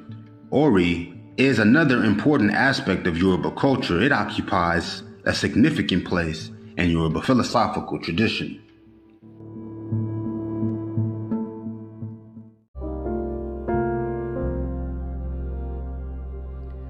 What is Ori Inu? What is Ori Inu? According to Ogonde, 2010, Ori Inu literally means inner head. Inu, Ori Inu. It is the individuality element. Or that which is claimed to be responsible for one's personality. It is the real essence of being, the personality soul, which guides and helps a person before he is born, through the passage of life and deaths, and finally goes back to the supreme deity, its creator, to give an account of man's conduct on earth.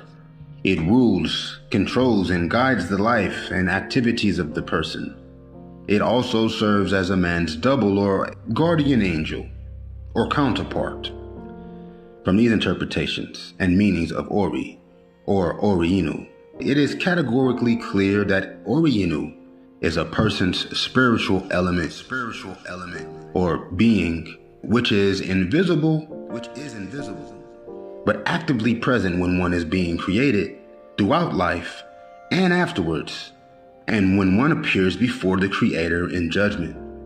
The spiritual essence of Ori Inu is evident in the fact that it is closely related to God, and it is given to man by God Himself. In this regard, Ori Inu can also be considered as a divine assistant, delegated by its creator to assist the person right from creation, throughout life, and until the person comes back to God.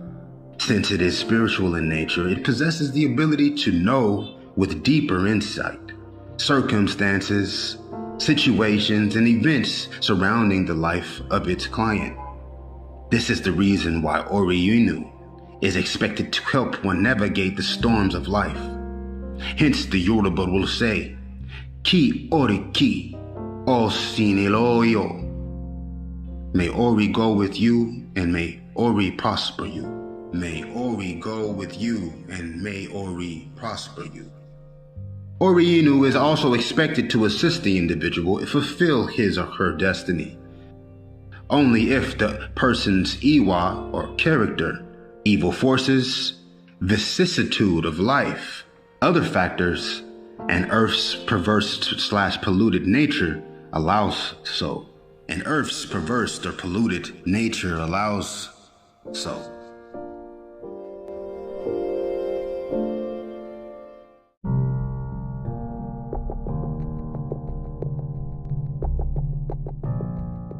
The state of the world at the entry of human beings. The state of the world at the entry of human beings. After the creation and the equipping of Earth. After the creation and equipping of Earth, according to Yoruba creation story, a man called Oreluere headed a party of beings created for the purpose of inhabiting Earth, and came down to the newly created solid Earth. This was the first time human beings will inhabit the Earth. They began to increase and multiply. At this point of humans' occupation of the Earth, it would appear as if there were two categories of human beings, who were the first set of people to occupy it. Because after Oreleyu and his team, Olodumare, God, further commissioned Orisanla to mold man's physical parts from the dust of Earth.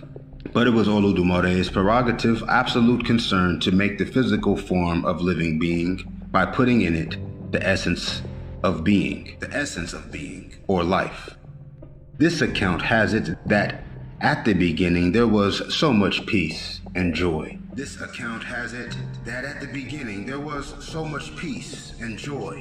The creation enjoyed harmony and good relationship with the Creator. At this stage of human existence on Earth, it might not be wrong to say that there was no pollution. There was no evil. The destinies of those present at that time had not been altered. There was beautiful communion and fellowship between human beings and the spiritual world, and to the extent of people going to heaven to request for whatever they needed. This fellowship soon ended. We were informed that something happened, and a barrier was immediately raised between heaven and earth. The relationship between God and human beings became sour. Human character, behaviors, and attitude must have angered God so much that he moved far away. There are different sides to what must have happened. Some traditions have it that a woman with a dirty hand touched the face of heaven. Others say that a man misbehaved in heaven by being gluttonous. Whatever may have caused the separation, one thing is clear about the motif of all the accounts, and that is human beings sinned. The bliss of heaven and the one-time Garden of Eden that people enjoyed disappeared. That well-being of human beings became disrupted from this moment on. It may also be correct to say that this discord marked the beginning of bad destinies for human beings. Hitherto, people's destinies had been unpolluted. Since we have two categories of people, one set directly from heaven and the other set from Orisanla, we were not told which of them misbehaved or sinned. We can only assume that the people made by Orisanla must have been the cause, and that the other set of people were influenced to sin and thereby connived to offend the Creator.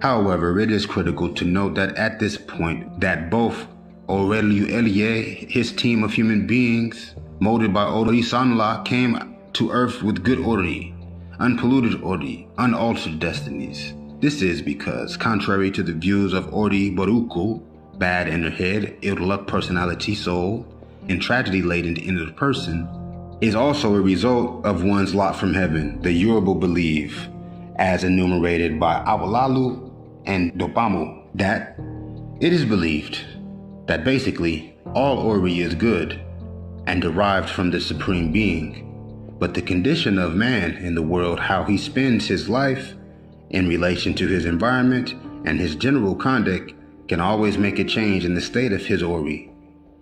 In the light of this, man can have good Ori or bad Ori depending on various factors. A person's character may spoil his good Ori and even make it bad, to the effect that his whole course of life is adversely affected.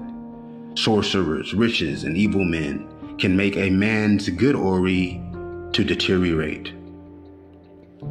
From the above, it is clear that God did not make any Ori to be bad. There is no appearance of evil in the abode of God. Ori originated from God to human beings. Ori was very good as at the time it was leaving heaven for earth. This is further strengthened by the Yoruba Odu corpus according to Ogbe Igunda, which says, Iwa nikan lo soro Ori kan ki buru lotul ife. Iwa nikan lo soro. Character is all that is requisite. Character is all that is requisite.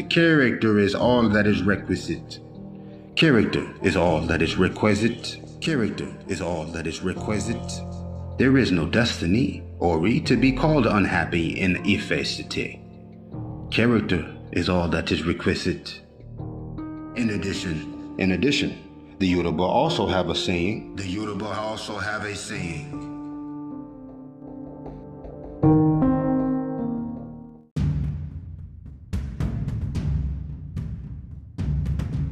Inelore rire tiko niwa. Iwa loma abori rije. However happy a person's destiny may be, if he has no character, it is a lack of character that will ruin his destiny. However happy a person's destiny may be, if he has no character, it is lack of character that will ruin his destiny. Eddie Okan is Ori's police. Is Ori's police to nudge people from time to time when they are derailing, and also to give adequate attention to their Ori. This is why propitiation of Ori by the Yoruba makes lots of sense.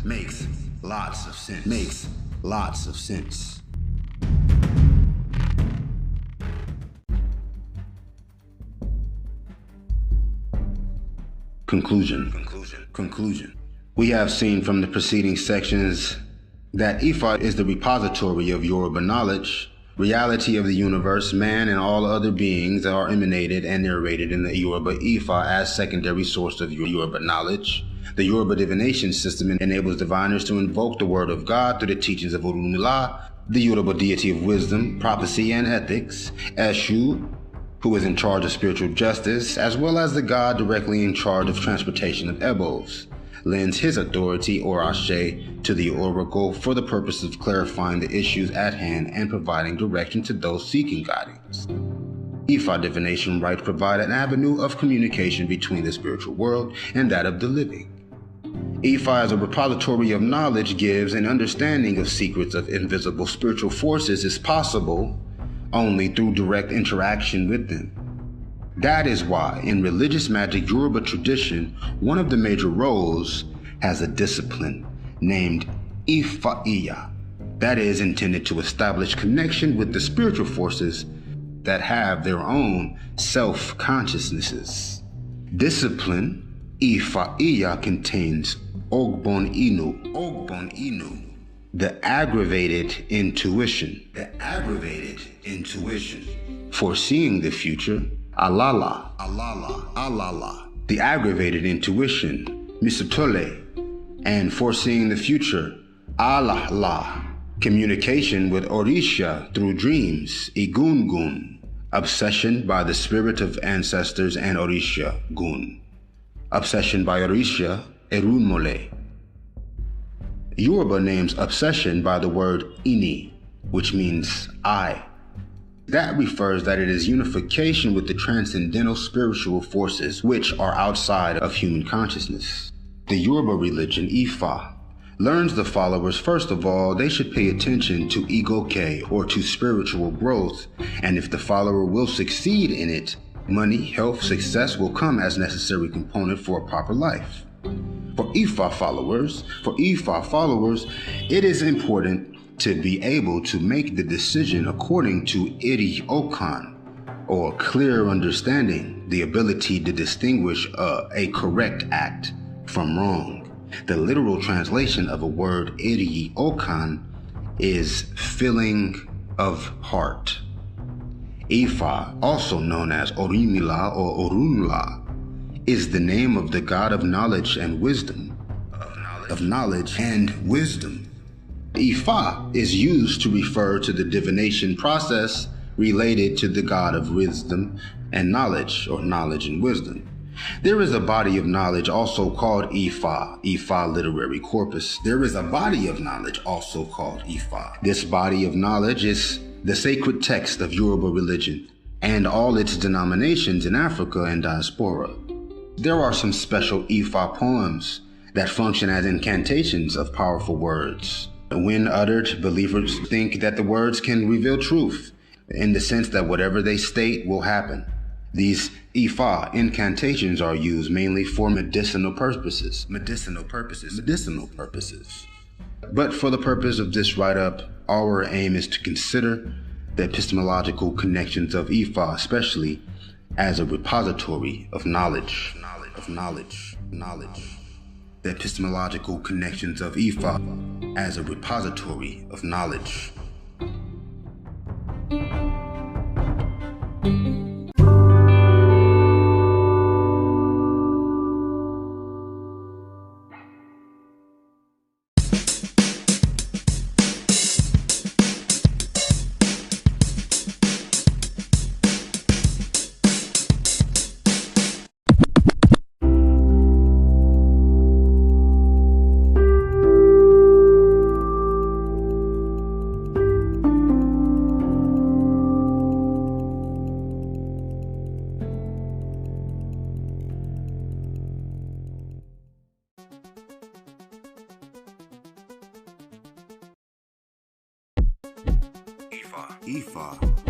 IFA, Epistemology. The introduction. Chapter 1. The Yoruba epistemology is one that we can call in Western language an empiricist epistemology.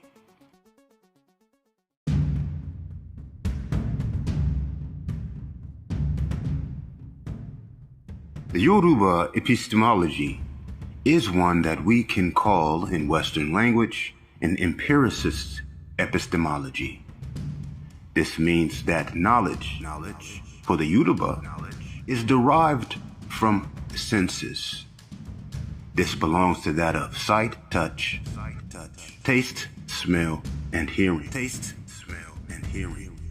An empiricist epistemology also relies on induction.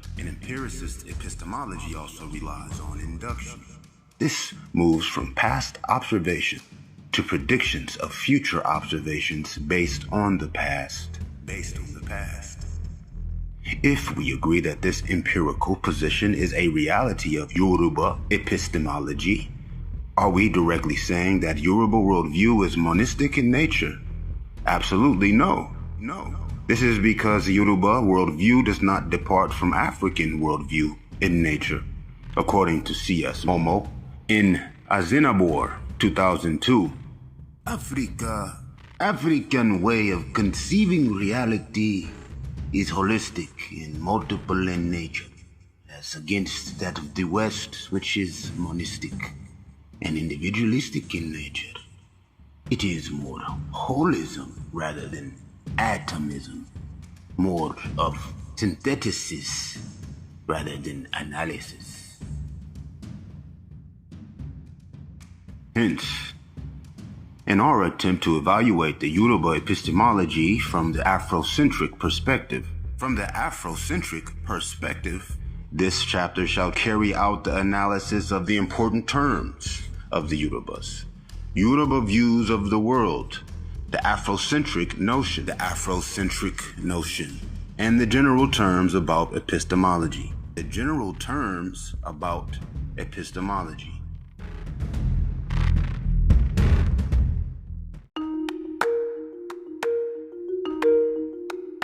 Molefi and Mazama held that African epistemology is an African theory of knowledge. African epistemology is an African theory of knowledge, which includes the African conception of the nature of knowledge, the African conception of the means used to gain knowledge, the African conception of the criteria for the assessment of the validity of knowledge, and the purpose of the pursuit of knowledge. And the role that knowledge plays in human existence.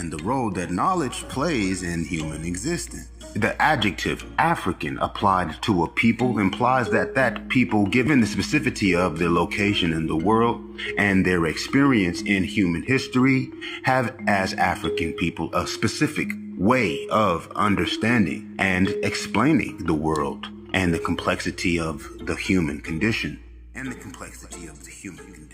At the same time, given that Africans are members of the unique human family of Homo sapiens, African epistemology naturally exhibits similarities with and differences from epistemologies developed by Westerners. This essay shall explain and examine the Yoruba epistemology in related with the African epistemology and epistemology in general.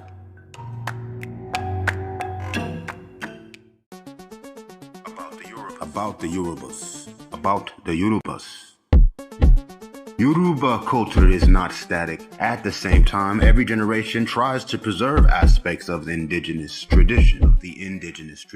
This effort is counterbalanced by the pragmatic desire of the Yoruba to appropriate change in the garb of tradition.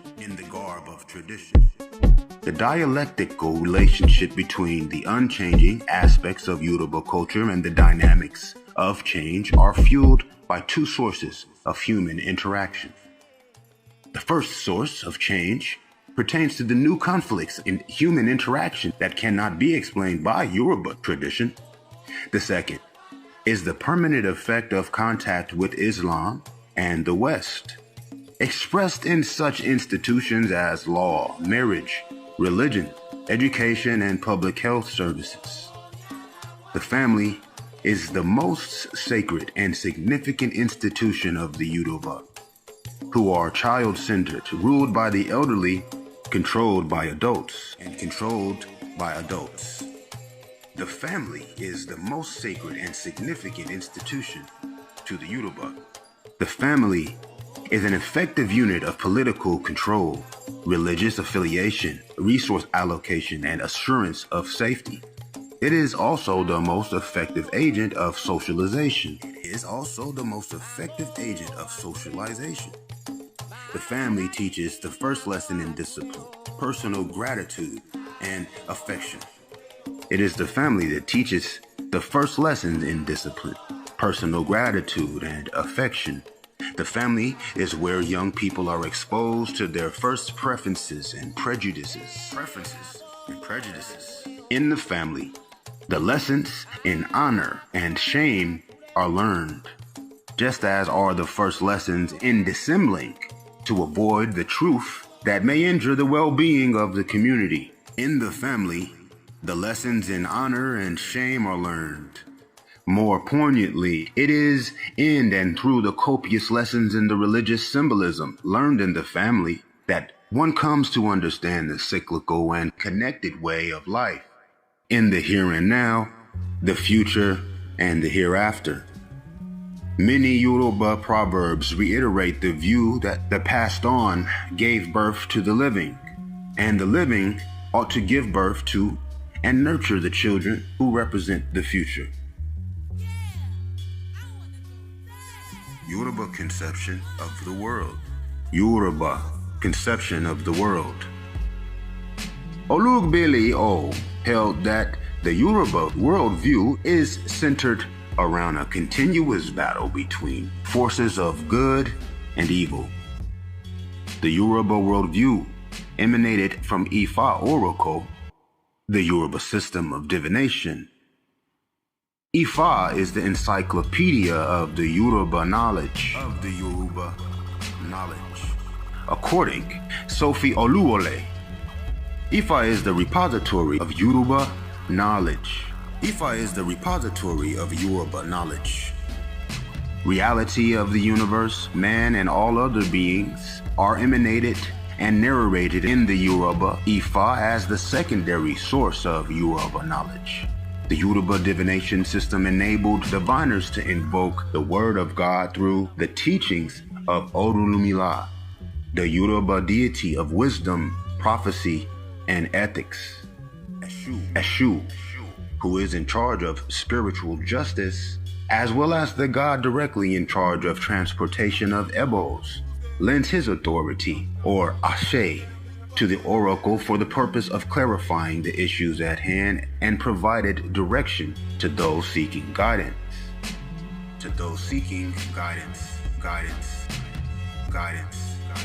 Ifa divination rites provide an avenue of communication between the spirit world and that of the living. Performing Ifa divination is called Idafa, or Dida Owo, and Aunte Ale. Idafa is performed by a Babalawo or Iyanifa, an initiated priest. Babalawo can be translated as the father of the secrets. The Babalawo provides insights about the current circumstances impacting the life of a person requesting this information and provides any necessary information to aid the individual. Awo, or secret, is a reference for devotees in Orisha worship. It includes Babalawos, Babalorishas, Iyalorishas, and even uninitiated devotees. Ifa was able to establish two-truth reality in the Yoruba culture. Two truths. Ifa teaches us that Tibitire Lada Ile, meaning reality is a union of opposites. Reality is a union of opposites. So wherever I see a female, I know a male is somewhere around. Wherever I see a fortune, I know a misfortune is around the corner. Wherever I see a 0, I know that 1 is around the corner. Whenever I see an action, I know a reaction is an inch away. Whenever I hear about a god, I am prepared to hear about the devil. And wherever I hear about heaven, I'm prepared to hear about hell. Finally, another important aspect of Yoruba worldview is Ori. The conception of Ori in the Yoruba socio-cultural belief is very complex and interesting.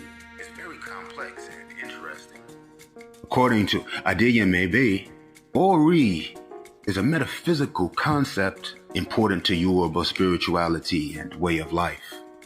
Ori literally means head, referring to one's spiritual intuition, and destiny refers to one's spiritual intuition and destiny. It is the reflective spark of human consciousness embedded into the human essence.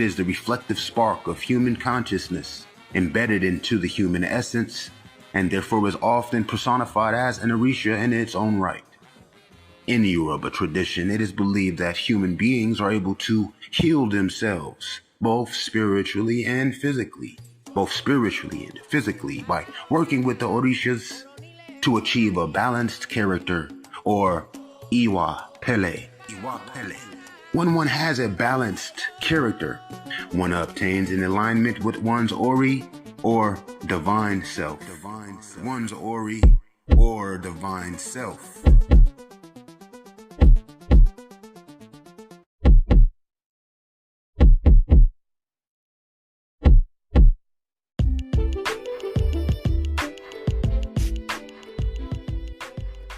In the Yoruba tradition, it is believed that human beings are able to heal themselves, both spiritually and physically, by working with the orishas to achieve a balanced character, or iwa pele. When one has a balanced character, one obtains in alignment with one's ori or divine self, with one's ori or divine self. Alignment with one's ori brings to the person who obtains it inner peace and satisfaction with life. Alignment with one's ori brings to the person who obtains it inner peace and satisfaction with life. To come to know the ori is essentially to come to know oneself, a concept extremely foreign to the Western philosophy. The primacy of individual identity is best captured in the Yoruba proverb, Ori la babo, aba orisa sile. When translated, this becomes, it is the inner self we ought to venerate and let divinity be. When translated, this becomes, it is the inner self we ought to venerate and let divinity be. Notion of AFRO-CENTRIC.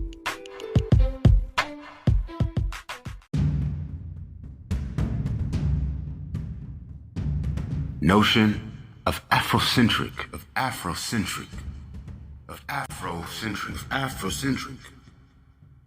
Merriam-Webster's Dictionary. Afrocentric is centered on and derived from Africa or the Africans. Emphasizing or promoting emphasis on African culture and the contributions of Africans to the development of Western civilization. Afrocentric is centered on or derived from Africa or the Africans, emphasizing or promoting emphasis on African culture and the contributions of Africans to the development of Western civilization. Asante MT defines Afrocentricity as a paradigm based on the idea that African people should reassert a sense of agency in order to achieve sanity. Afrocentricity as a paradigm based on the idea that African people should reassert a sense of agency in order to achieve sanity. During the 1960s, a group of African American intellectuals in the newly formed Black Studies Department at universities began to formulate novel ways of analyzing information. In some cases, these new ways were called looking at information from a Black perspective, or opposed to what had been considered the white perspective of most information in the American Academy. The theory of social change, which launched the first full discussion of the concept. Although the word existed before Asante's book and had been used by many people, including Asante in the 1970s and Kwame Nkrumah in the 1960s, the intellectual idea did not have substance as a philosophical concept until 1980. The Afrocentric paradigm is a revolutionary shift in thinking proposed as a constructual adjustment to Black disorientation, decenteredness, and lack of agency. The Afrocentrist asks the question, what would African people do if there were no white people? In other words, what natural responses would occur in the relationships, attitudes toward the environment, kinship patterns, preferences of colors, types of religion, and historical referent points for African people. If there had not been any intervention of colonialism or enslavement, what would African people do if there were no white? What would African people do if there were no white people? What would African people do if there were no white people? In other words, what natural responses would occur in the relationships, attitudes towards the environment, kinship patterns, preferences for colors, type of religion, and historical referent points for African people if there had not been any intervention of colonialism or enslavement? Afrocentricity answers this question by asserting the central role of the African subject within the context of African history, thereby removing Europe from the center of the African reality. In this way, Afrocentricity becomes a revolutionary idea because it studies ideas, concepts, events, personalities, and political and economical processes from a standpoint of black people as subjects and not as objects, basing all knowledge on the authentic interrogation of location. Basing all knowledge on the authentic interrogation of location. So that it becomes legitimate to ask, where is the sister coming from? Where is the brother at? Are you down with overcoming oppression? Are you down with overcoming oppression? These are assessment and evaluative questions. These are assessment and evaluative questions that allow the interrogator to accurately pinpoint the responder's location, whether it be a cultural or psychological location. As a paradigm, Afrocentricity enthrones the centrality of the African. As a paradigm, Afrocentricity enthrones the centrality of the African. That is, black ideals and values as expressed in the highest forms of African culture, and activates consciousness as a functional aspect of any revolutionary approach to phenomena.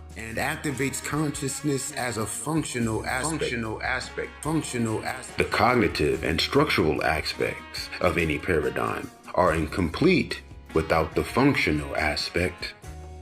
The cognitive and structural aspects of a paradigm are incomplete without the functional aspect. And activates consciousness. There is something more than knowing. In the Afrocentric sense. There is also doing.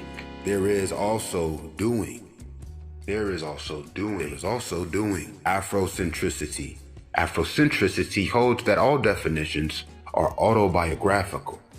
One of the key assumptions of the Afrocentrist is that all relationships are based on centers and margins and the distances from either the center or the margin.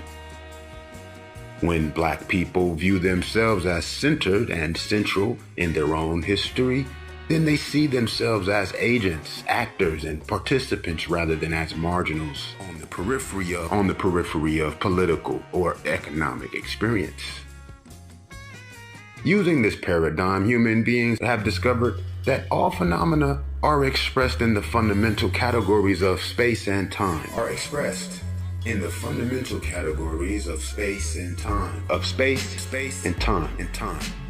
Furthermore, it is understood that relationships develop and knowledge increases to the extent that we are able to appreciate the issues of space and time. The Afrocentric scholar or practitioner knows that one way to express Afrocentricity is called marking. Whenever a person delineates a cultural boundary around a particular cultural space in human time, it is called marking. It might be done with the announcement of a certain symbol, the creation of a special bonding, or the citing of personal heroes of African history and culture. Beyond citing the revolutionary thinkers in our history, that is, beyond Amilcar Cabral, Frantz Fanon, Malcolm X, and Nkrumah, We must be prepared to act upon our interpretation of what is in the best interest of Black people. That is, Black people as an historically oppressed population. Population. This is the fundamental necessity for advancing the political process. Afrocentricity is the substance of our regeneration because it is in line with what contemporary philosophers Haki Madhubuti and Maulana Karenga, among others, have articulated as in the best interest and image of African people. In the best image and interest of African people. What is any better than operating and acting out of our own collective interests? What is any greater than seeing the world through our eyes? What resonates more with people than understanding that we are central in our history, not someone else's. If we can, in the process of materializing our consciousness, claim space as agents of progressive change, then we can change our condition and change the world. Afrocentricity maintains that one can claim this space only if one knows the general characteristics of Afrocentricity as well as the practical applications of the field. There are 5 general characteristics of the Afro-centric method.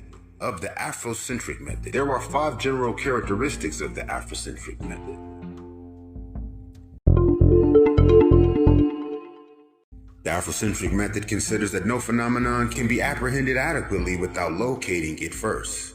The Afrocentric method considers that no phenomena can be apprehended adequately without locating it first. A phenomenon must be studied and analyzed in relationship to psychological time and space. It must always be located. This is the only way to investigate the complex interrelationships of science and art, design and execution, creation and maintenance, generation and tradition, and other areas bypassed by theory.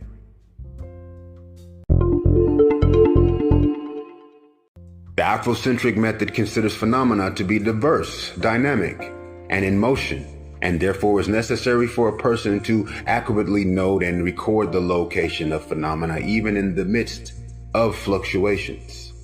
This means that the investigator must know where he or she is standing in the process.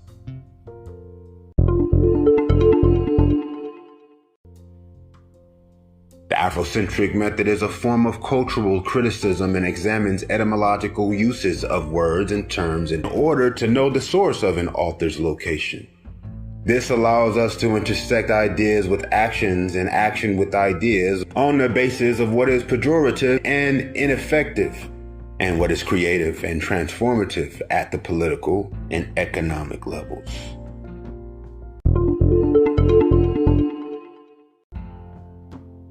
The Afrocentric method seeks to uncover the masks behind the rhetoric of power, privilege, position, in order to establish how principal myths create place. The method enthrones critical reflection that reveals the perception and monolithic power as nothing but the projection of a cadre of adventurers.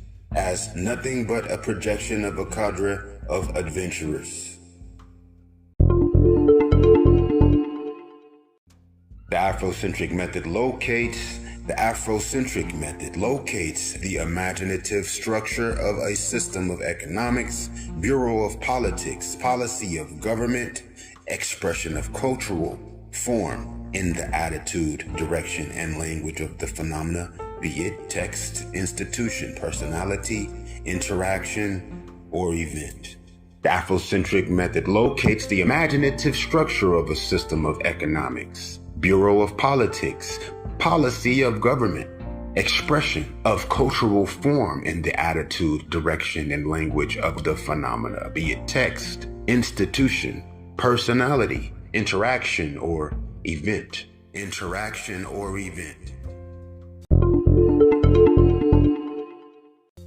Analytic Afrocentricity. Analytic Afrocentricity.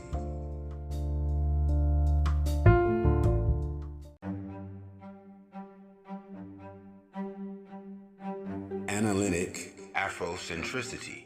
Analytic Afrocentricity. Analytic Afrocentricity is the application of the principles of the Afrocentric method to textual analysis. An Afrocentrist seeks to understand the principles of Afrocentric method in order to use them as a guide in analysis and discourse.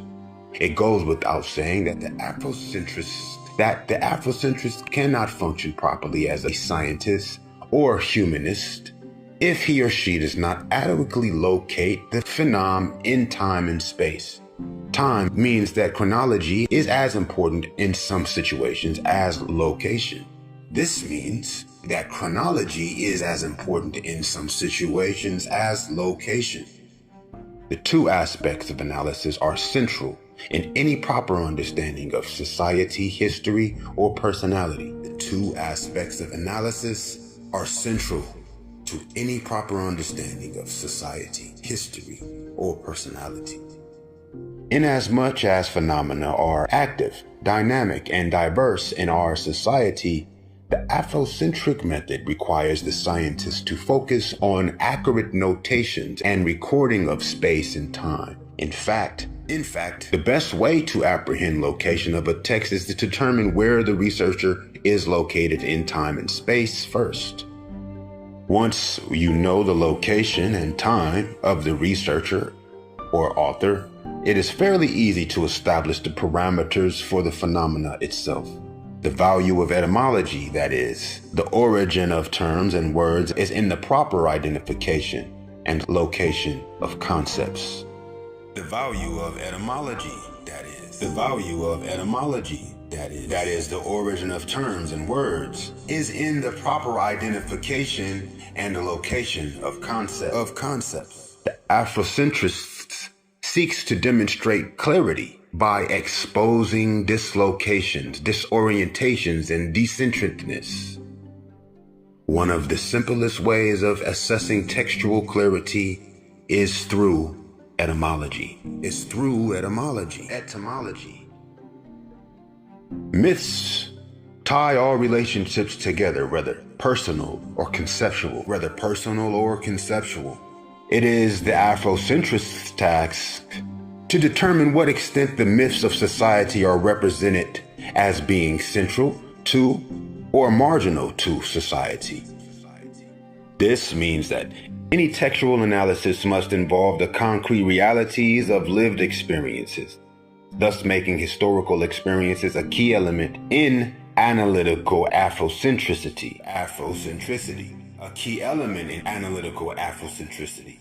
In examining attitude, direction, and language, the Afrocentrist is seeking to uncover the imagination. In examining attitude, direction, and language, the Afrocentrist is seeking to uncover the imagination of the author. What one seeks to do is to create an opportunity for the writer to show where he or she stands in relationship to the subject. Is the writer centered, or is the writer marginalized within his own story? Is the writer centered, or is the writer marginalized within his own story?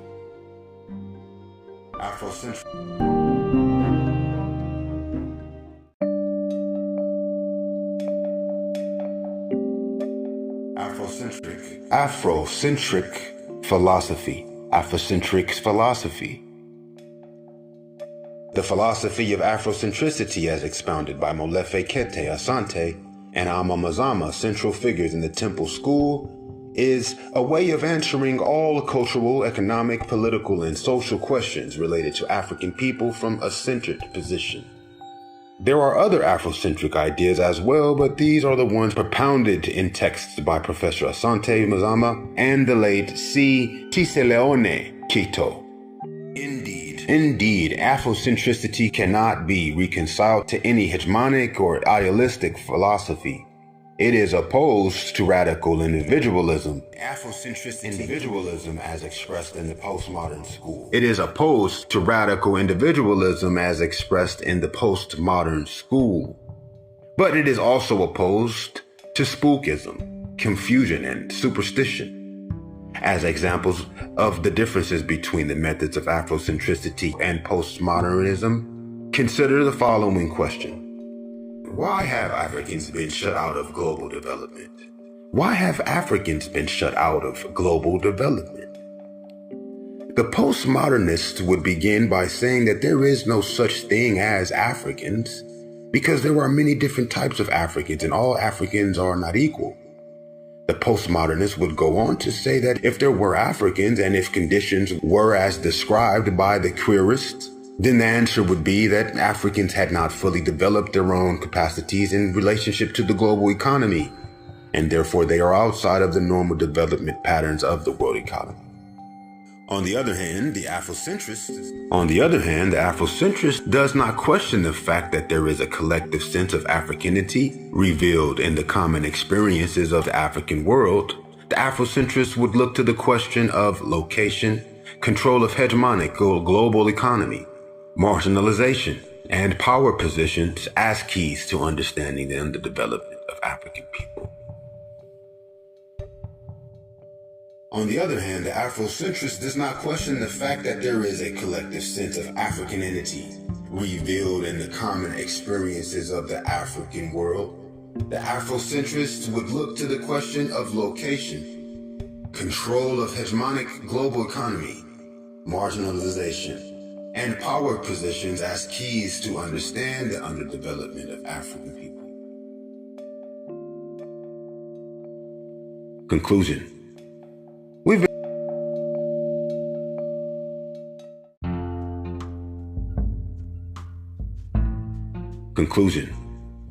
We've been able to evaluate some recurrent terms in this chapter, which will always serve as references and guides to the progress of this long essay. The two concepts, Imo and Igbagbo, are very prominent in the Yoruba epistemic endeavor. Imo is based on someone having a direct experience. For example, say that you see a friend drive down the street in a red car. You have Imo that your friend, Tutu, drove down the street in a red car. This is knowledge, and this is based on first-person experience. But now, say that you tell your friend Samson that you saw Dade drive down the street in a red car. For Samson, it would be Igbagbo, or belief.